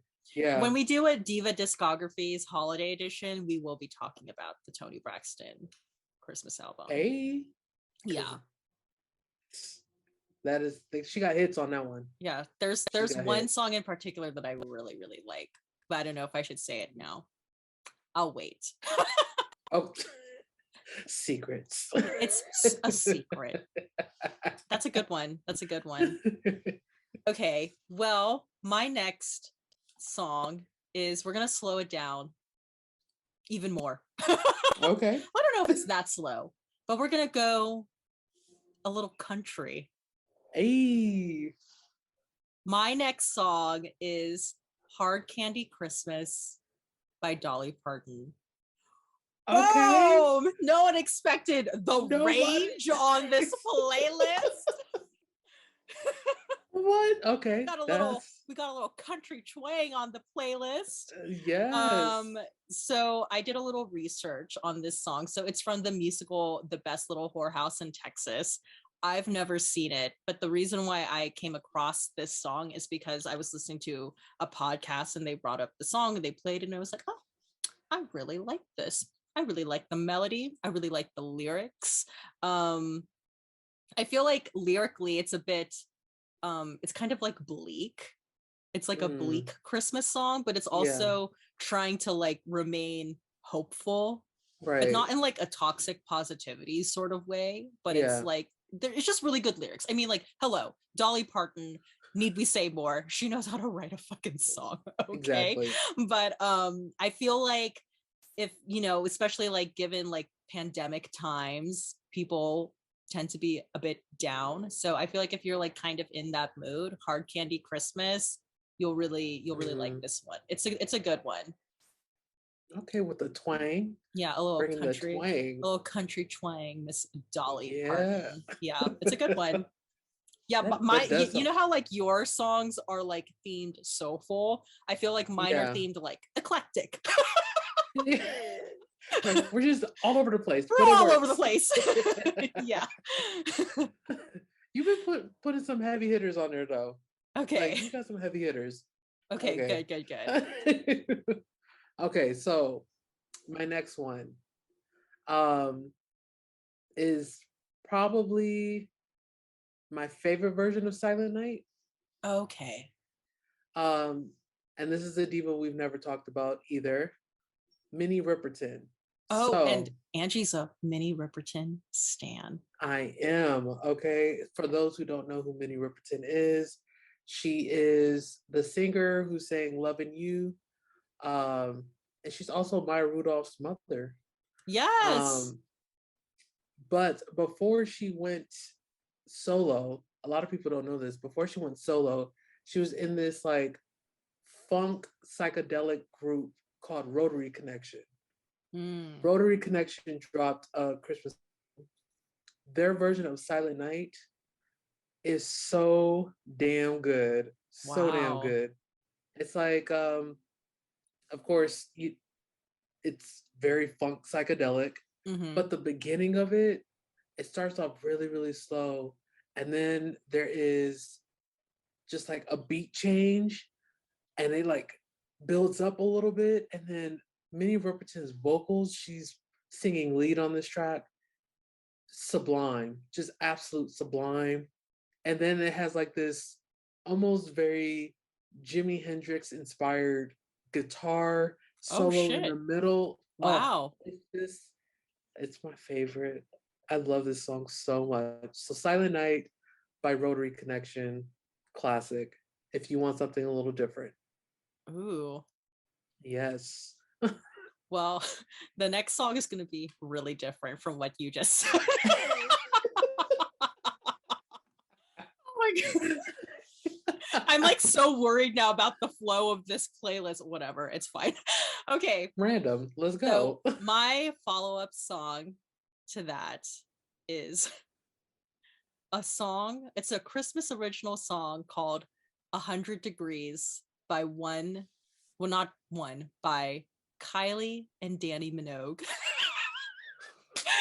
So we're going from Rotary Connection to Kylie and Dannii Minogue. Oh my gosh. Okay. So first of all, I have to say it was only this year that I realized that Kylie and Dannii Minogue are sisters. Okay. I was really obsessed with the Dannii Minogue song called Put the Needle on It in middle school. Like I was obsessed with that song. And then this year I realized that Dannii Minogue is the sister of Kylie Minogue. But anywho, oh my gosh. It's a recent discovery since starting to get into Kylie Minogue. And what I like about it is it's a dance pop up-tempo fun Christmas song. I was personally a little bit worried that there were going to be too many ballads on our playlist, which is why I put this to like, you know, mix it up a bit. Got you. But yeah, it's like, you know, if you're a huge Kylie Minogue fan, like you probably know this song, but it's like giving you that same like fun Kylie energy. And what I like about it too is because they're Australian, you know how like here typically it's like cold, well maybe not here in California, but like in other parts of the world it's like cold during the winter time, Christmas time, but in Australia it's like summer for them. Right. So they're singing about it being like, you know, hot, it's 100 degrees, Australian Christmas. And I'm all about the, you know, the hot weather. So again, the heat. So so yeah, 100 Degrees, Kylie and Dannii Minogue, a bop. So the question is, yeah, do you prefer up-tempo Christmas or chill Christmas songs? I think it really depends, but I think for the most part I'm more of a slow ballady kind of Christmas girl. Yeah. But I think for some reason, maybe it's because I've been just listening to a lot of like, again, Spice Girls, Kylie Minogue. I want like the up-tempo sort of thing. So got you. Okay, yeah. okay. You're like, that was a weird choice. No. Because I was starting to think like how often do I listen to upbeat, up-tempo Christmas songs? There's not a lot. I mean, I have. Yeah, like what about you? Are you into, what's your preference? Are you more of a ballad or more of an up-tempo? Absolutely ballad. Give me soulful ballad any day. Yeah. Because when I listen to Christmas music, I feel like I'm driving in the car or I'm sitting by the fire or like I want to chill. I want to relax when I listen to Christmas music. Yeah. I'm never like, I want to dance Christmas music. Like, yeah. Let me dance. Turn up the heat, 100 degrees. But yeah, I'm a ballad girl. Yeah, I'm typically a ballad girl too. Yeah. That's fair. No, that's a good choice. That's a good choice. Because I feel like, sometimes like I feel like if it really, again, it like depends on the artist too, but I feel like if once you start listening to like a lot of ballads, you like need to break it up a bit. So that's why we're breaking it up with I hear you. 100 Degrees. We're breaking it up with country, 100 Degrees. Who knows where we're going next? Well, I'm gonna keep it mid-tempo. Okay. For this one. It is from my all-time favorite girl group, TLC. Oh, okay. Sleigh Ride is my next choice. Sleigh Ride by Nice. TLC. Okay. It just feels good. It doesn't sound like a normal Christmas song. Left Eye, she's given some dope verses. Like T-Boss's voice, it just sounds classic. Yeah. It's off the LaFace Christmas album. Oh. Which is a classic. Classic. So yeah, TLC in Christmas is just my favorite. Perfect. I'm pretty sure that Toni and Babyface song is off of that album too, right? Yeah. Yes, indeed. Thank you. Was this produced by Babyface as well, the song, or? That's a good question. Hold on. Are we gonna check this? I'm gonna check this. Yes, let's see. Sleigh Ride. I mean, it's a LaFace Christmas, so I'm just assuming. That's what, TLC. Does it even say it? It's not saying it. Wow. It's not saying it. I'm just gonna assume. Because it's the 90s. That's a fair assumption. Yeah. So basically our takeaway is a lot of the songs on this playlist are produced by Babyface. So maybe Organized it's a Divas noise. Featuring Babyface Christmas. But this song was produced by Organized Noise. Oh, okay. And it was also featured on the Home Alone 2 soundtrack. Oh. The things you learn from Google. I didn't know that. Shout out to Genius Lyrics. Thank you, Genius. But yeah, it's one of my favorites. It's my top 5 go-to Christmas songs for sure. That's a good one. That's a good one. Yeah. Well, my next song is, what if I said my next song is by a little indie group called the Spice Girls, and it's Too Much. I'm just kidding. I was like, what? Because you know how Two Become One and Too Much and Goodbye were Christmas #1 singles in the UK. I wonder if people consider those to be Christmas songs. Christmas songs. I mean, I won't pull that card, but you should. I should. Just, we're doing girl groups now. TLC, Spice Girls. Okay. Oh, no, man. But my real next song is one of my favorite Christmas songs. I feel like I keep saying that, but it truly is one of my favorite Christmas songs. And there have been a lot of people who have covered it, like Mariah and Michael Bublé, and it's Christmas Baby Please Come Home by Darlene Love. Her version is my favorite. That is the version that we should always be thinking of first. Give respect to Darlene Love. She's Whitney Houston's godmother. Really? Yeah. I did not know that. Yeah. Whitney is a product of the Divas, like literally a product of the Divas. But yeah, I really like the song because it's like old school pop R&B from like the 60s. And I heard it growing up, but I never really thought before who sings this song? So it wasn't until I watched the documentary 20 Feet from Stardom. I was like, I know that name from. Yes. That I was like, oh my gosh, this is Darlene Love. And the way they bring up the song too in that documentary is so sad. If you guys are really into music, I highly recommend you watch 20 Feet from Stardom. It won an Oscar for best documentary. Please watch it. But in the documentary, because the documentary is about background singers, and Darlene Love was a world-renowned background singer at the time, and she was used in a lot of very popular records. But because it was like back in the day, you know, she was taken advantage of by the music industry and she wasn't given credit for the longest time.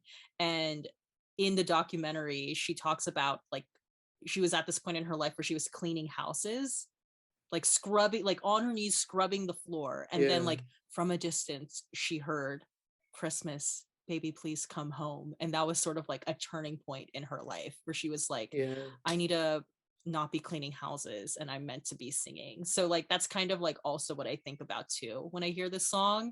So every time I hear it, I'm like, justice for Darlene Love. Darlene Love. Darlene Love. As it should be, okay? As it should be. Christmas baby, please come home. String the Darlene Love version. The best version. The best version. Okay. Yeah. No, that 20 Feet from Stardom, her section just in that documentary was phenomenal. Yeah. Like the whole documentary is phenomenal, but she's something special for sure. For sure. But that's a great choice. That's a great choice. Thank you. I feel like we have a lot of women on this playlist. Are you gonna bring up the guy? Babyface? Oh yeah. I am. Oh. I am. A Devo makes an appearance. Divos. Oh. Plural. It is Let It Snow. Oh, by Boyz II Men. Boyz II Men. Brian McKnight. Listen here. We are. This is, for me, I know Christmas is like coming. It feels like Christmas when this song comes on. Again, 94.7 The Wave plays this all the time. Okay? And then back in the day, the video used to play all the time. So when Christmas hit, Boyz II Men will come on this song, as well as Sleigh Ride by TLC. So when I saw those two videos, it was like, oh, it's Christmas, it's holiday season. Yeah. So this is just like quintessential holiday music for me. Let us know. Yeah. I mean, Boyz II Men, of course, like vocally just on a whole other level. Yes. Just love it. And honestly, I know I saw the video a lot as a kid. Yeah. But I don't remember Brian McKnight. And I just last night realized that Brian McKnight is on this track. Oh. I feel like he could like blend really well with the guys. So I was like, maybe there's a version with just Boyz II Men, but it's like every version I've listened to, I'm like, no, that's the one that I know. That's Brian McKnight.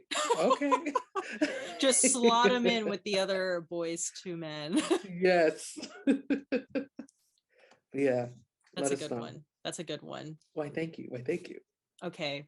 Well, I am following that up with the Queen of Christmas, Miss Mariah Carey has entered the chat. But it's not All I Want for Christmas Is You. Because I feel like that would have been like the easy choice. Yes. We are doing Jesus, Oh What a Wonderful Child, from the first Christmas album. I know I talked about this like I think the Diva Headlines episode, I think I talked about it. Or maybe I cut that part. I don't remember. Anywho. But yeah, this is from her 1994 Merry Christmas album. It's the first one. It's the last song on that album. And it's just like, it's one of my favorites off of that album because it's like gospel Mariah. I love it. She just sounds so vocally, she's just like vocally there and just like the gospel choir like backing her up. It's so good. I agree. She had a whisper that. So good. No, boo. It's so good. It's so good. No, I agree. That first Christmas album is a classic. It is literally a classic Christmas album. And can I make a confession? Yeah.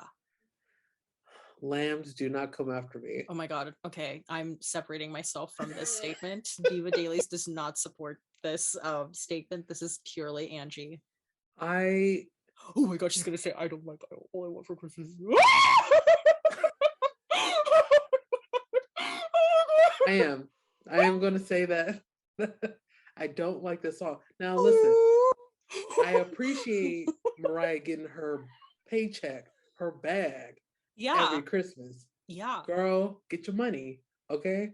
And I don't think it's a bad song. Okay. But it's not your I'm favorite. just I don't listen to it Do during you Christmas. do you not listen to it because it's just overplayed and you hear it everywhere? Yes. I mean, like, I'm in India and the Christmas song that I hear is All I Want for Christmas by Mariah. Like, I don't care for that song. It doesn't make me feel like it's Christmas. It just feels like commercialism. That's what it feels like to me. Well, speaking on that, get Mariah's McDonald's menu. I believe that just started today. No, it doesn't bring the Christmas spirit out of me. Mm-hmm. It just was like, okay, yeah, Mariah's coming, boom. But that first album, like all the other songs from Oh Holy Night, just that whole album is just classic. The whole album is really, really good. And to end it, yeah. Oh, go. I was about to say to end the album with the song that you chose. It's just yes, yeah. Mariah. Yeah. I remember like last year when like people were still inside for the most part, and I would go on my midday jog. I would jog to Jesus, oh wonder, wonderful child. That's a good song to jog to. Okay. Like, Jesus, like running in my sweats. Jesus. It was like that in The Preacher's Wife.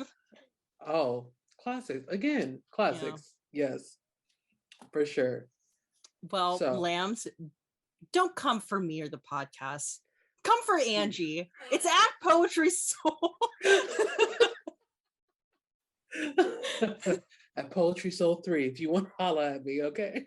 Yeah. But yeah, it's no shade to that song. It's just it's the same way I feel about Thriller. Nobody is listening to Thriller. Yeah. Like that's like it's like a song that like marks that the season is here. Exactly.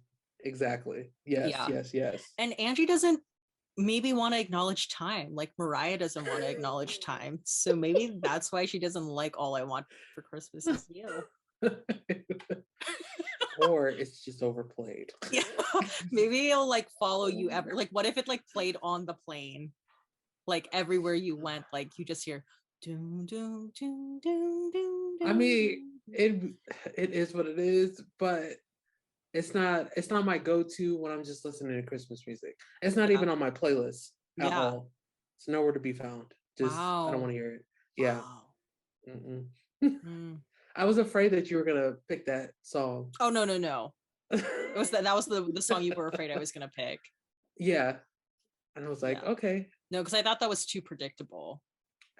I would think so, yeah. I do wonder though, like because like I feel like last year and the year before there was a lot of energy behind All I Want for Christmas Is You, like make it number one, blah blah blah. Yeah. But I wonder if at some point we're gonna see, because this always happens, that we're gonna see kind of like the opposite. Like there maybe will be a little bit of a backlash to All I Want for Christmas Is You. Because that always is the case. If I've learned anything from being here on this earth, it's like once something becomes very popular, there will soon be like the opposite effect. So I do wonder if people are going to be like, oh, overplayed, oh, like make it stop, that sort of thing. So maybe, I don't know. Yeah, maybe.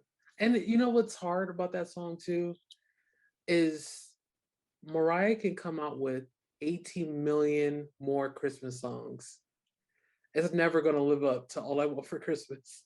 And they can all be phenomenal too. Yeah. It's never going to live up to her first ever Christmas song that she wrote. Always just like wonder, like, oh my God, she literally could live off of just that one song. So like, legend. Not even counting the other, like oh my God, the albums of songs that she has, she could literally live off of that one song. Yeah. Wow, Mariah. I feel like Mariah get it. I've read somewhere that she makes almost 20 million every year just on that song. Holy shit. Like, that is, when I tell you, like, I respect the hustle. Me too, man. If I knew I was going to get a bag like that every year, just for Christmas, man, I'd be doing just off of the one fucking song. Holy hell. And we're not even talking about One Sweet Day, Hero, like, yeah. Just the one song. And then you think about like all the other, like the global impact of All I Want for Christmas Is You, plus like all of these other people who like cover All I Want for Christmas Is You, like Mariah. Damn. Just making bank out here. I respect it. I genuinely respect it. Like, wow, that is the dream. Go Mariah. Listen. Go Mariah, go on your sleigh. Yes, just like Mariah, right after Thanksgiving, being do. Hey guys, I'm here. Like, I knows it too. I love how much she leans into the fact that she makes like a lot of money and this is her season. Like, I love it. Yeah. Some people may not like it. I'm not one of those people. I love how much money Mariah Carey makes during the holidays. Oh yeah.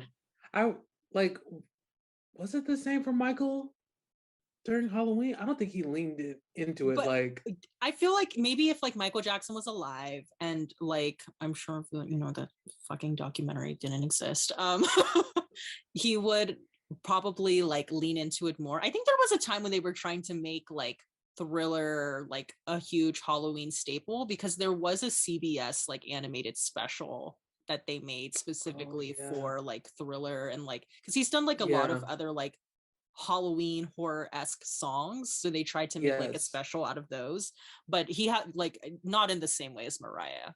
Like Mariah like is alive and well to be fully leaning into that. Right. Okay, and this is kind of a side question. This is a side question since we're talking about holiday music. Yeah. Hard question.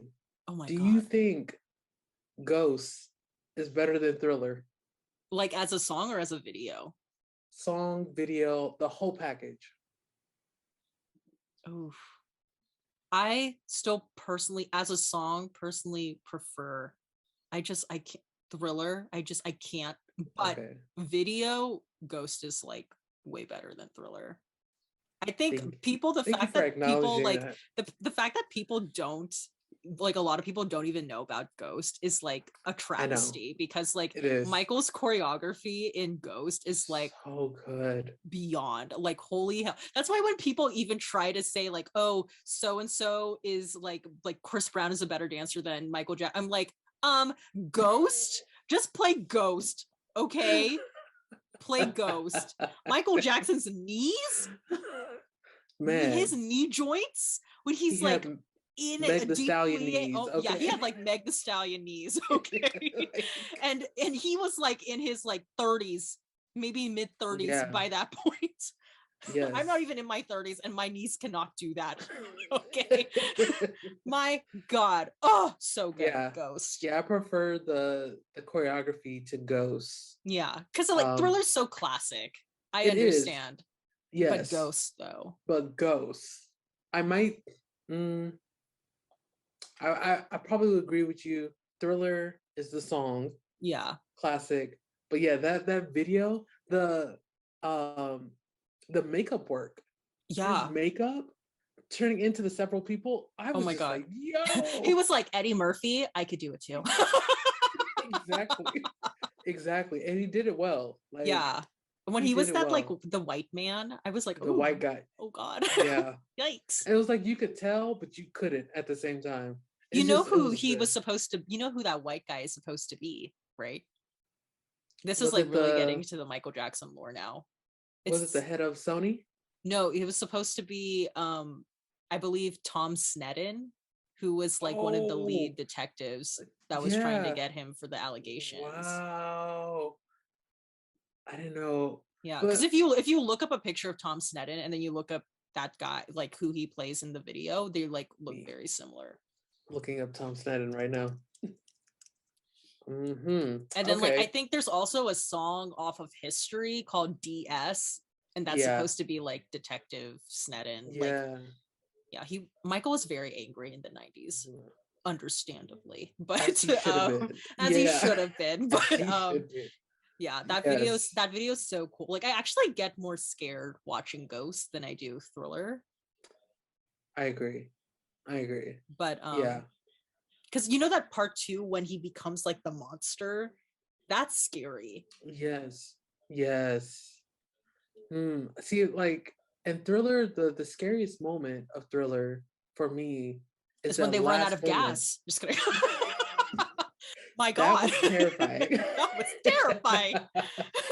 So, when he's like in the theater and he looks back and his eyes are yellow. Oh yeah, That was terrifying.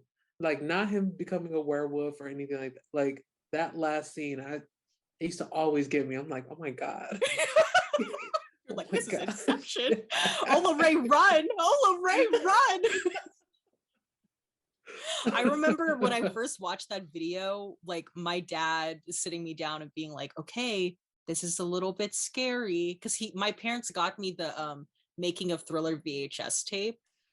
Oh, So that's how I cute. watched. Yeah, my parents were very much supportive of my Michael journey. Like I had that, I had the Moonwalker VHS, I had like so many. I had Classic. like the history album. They had like the Yes. VHS tapes that Yeah, like of yeah. all the videos. Like I had all of those too. Like Oh, it was a whole thing. But man, yeah, lucky Thriller, you. Ghost. I know. Lucky me and lucky Mariah for making so And much lucky money. Mariah. Yes. Oh my gosh. Is this our last song? Wait, is it? Oh, Do you have one more song? Let's see, want? Yeah, I think it's you next. Yeah, because we just talked It about is. Mariah. Okay, Here we go. here you go. Setting it up. What's your last Set song? up. This song is off the greatest, in my opinion, the greatest Christmas album ever. Okay. Santa Claus is Coming to Town by the Jackson 5. Oh, speaking of Michael. Listen, it is by far the greatest Christmas album. And the funny part is, they didn't even believe in Christmas. I know. Every time I see like the Jackson 5 Christmas album, I just think in the back of my head, like, they weren't even celebrating Christmas. They weren't. Poor They were Michael. like, nah. And Tito. But they said they were gonna make that Christmas money though. And Joseph was probably in the background like, you better sing that. listen, it is what it is. But they ended up making, again, for me, Yeah. I think it's the greatest Christmas album. It's I feel like we've been saying this the whole time, but it's a classic. It's a true classic. And this is one of the few upbeat songs. When I hear this song, it's straight, like I can smell Christmas, I can feel Christmas. Whatever Christmas is to me, that's like I have a full body moment of like feelings when I hear this song. It's just so good. So good. And he's so Michael baby Michael so cute, so innocent. Oh. Yeah. I feel like honestly, like I mean, this is coming from a huge Michael Jackson like stan, but I think like Michael as a child is like one of the greatest child singers. Like he's so good. Like even if you like watch like videos of like other great singers, but when you watch them as kids, you're like, oh yeah, they're pretty good. But like when Michael Jackson was a kid, he was such a great singer. Like I mean, not to say that he wasn't a good singer when he became an adult, but like wow, vocally he's so good. He's so there. Absolutely. I will say, am I gonna make the statement? Yes. Oh my God. I would put him as the best child singer I've ever come across. Okay, yeah. Hands down. I'm trying to think. Because who else do we know? There's New Edition. They sounded like babies. Tiffany Evans. I mean, Stephanie Mills. Because sometimes with like the kids, they could sound a bit screechy. Yeah. But with, I don't know, there's something about like Michael Jackson when he was a kid, he still had like such nice range in his voice. It was never like when he would, even when he was like really high up there, it's not so like screechy. Yeah. And you know what it is? He sounded mature. he sounds so mature. Like there's those tracks where he's talking about love. It's like, sir, you're 6. Yeah, like who's loving you? Yeah, like Yeah. what do you know about this? But it sounds like a grown man could have sang this. Yeah. You know? And it's believable. And that's one thing about music is how believable are you, even if you don't know about the subject. Right. And he was very, very believable as a kid. Right. Which makes him, I'm gonna just say he's the best child singer. Yeah, he's Michael's so good. Oh, guys, Yeah. justice for Michael. Yes. Don't want to get into it. But I think that's why this Christmas album sounds so good. Yeah. Because Michael's on the leads, on almost everything. And it just sounds so warm, so fuzzy, sounds very classic Motown. Yeah. It's just like all those elements, what we loved about the Jackson 5, their harmonies, all of that. We get all of that on this song and on the album. Right. Yeah.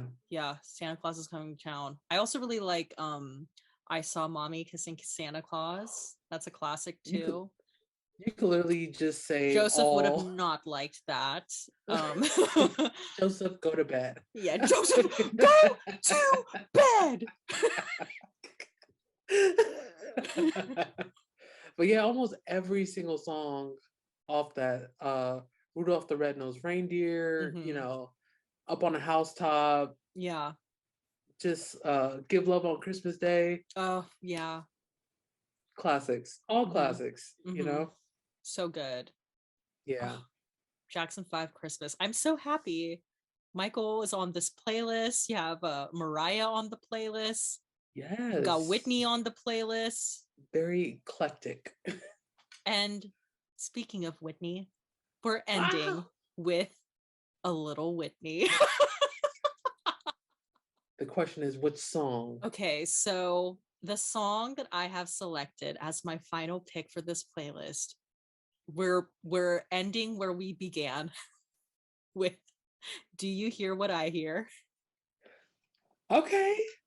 That kind of worked out. We began and ended in the same place. It's Do You Hear What I Hear, the Whitney Houston version. I love this version of the song so much. I'm gonna repeat myself and say, like, just Do You Hear What I Hear as a song is one of my favorite Christmas songs, period. I don't know. I just like, I've always really liked that song as a kid. Yeah.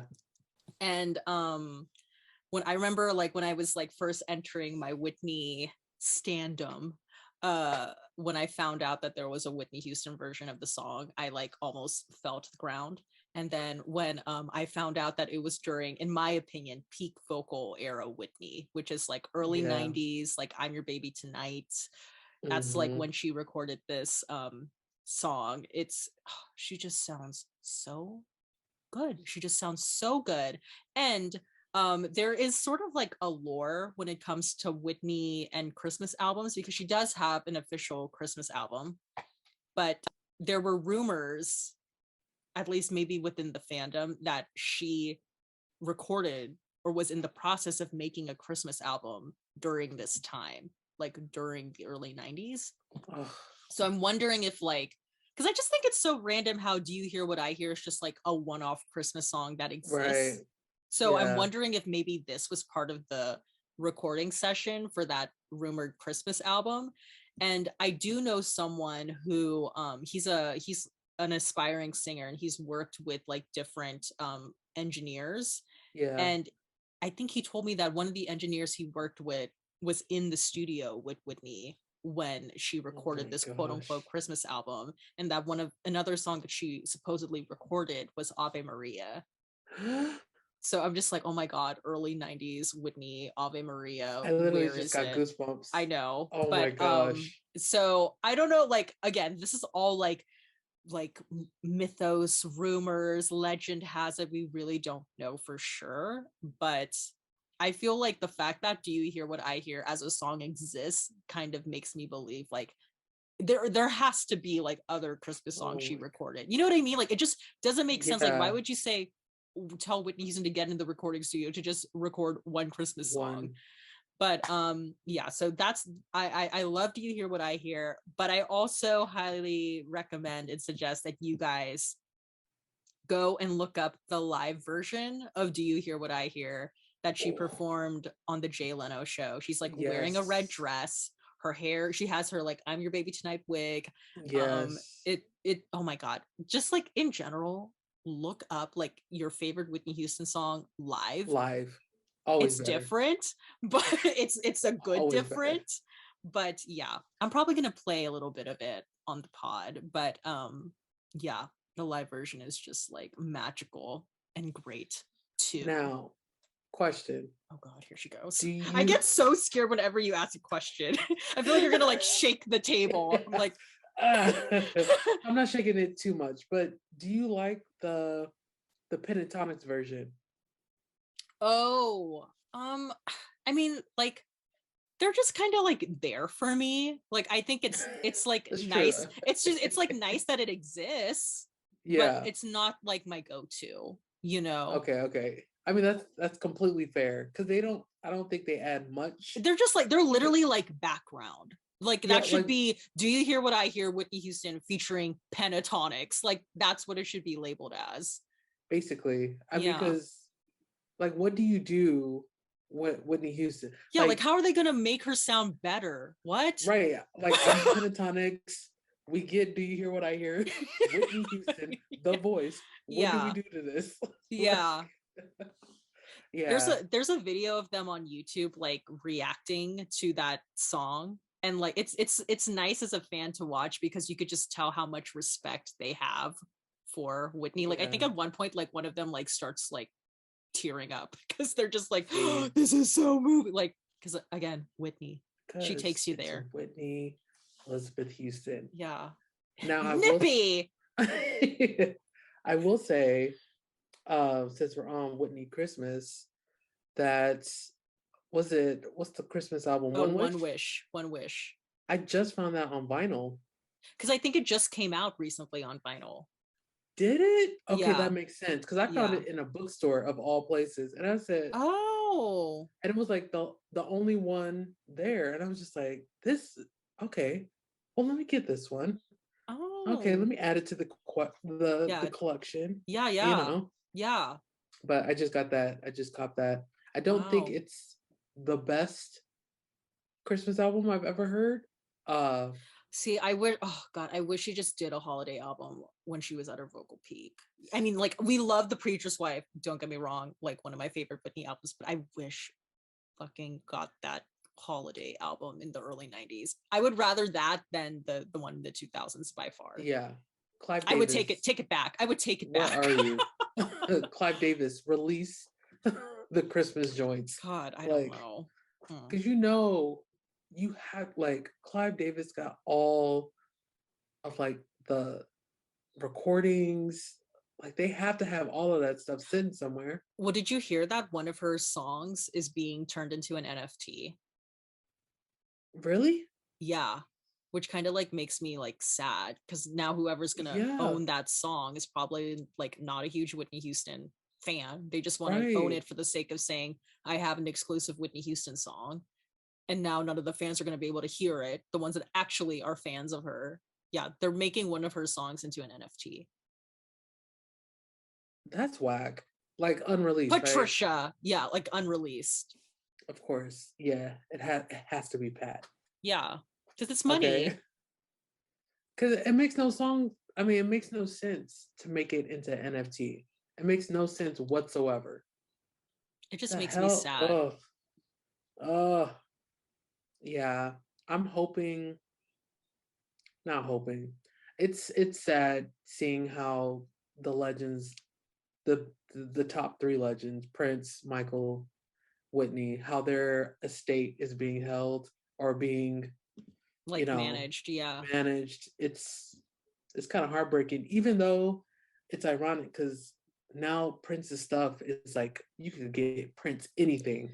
It's just like out there. It's so funny because like they're all kind of being handled, I feel like, in the opposite way that people want. Like the Mike, I know like the Michael fans and the Whitney fans, like, we want more, but they're not giving us anything. And then with the Prince fans, they're like, oh, like he wouldn't want this out, like we have to sacred, but the Prince fans are like getting so much. So freaking, I feel like the Prince estate is dropping new things almost every few months, every year. Like, it's crazy, especially because, you know, out here we have Amoeba Records. Going to Amoeba and going to the Prince section, the vinyl section, is huge. Oh my God.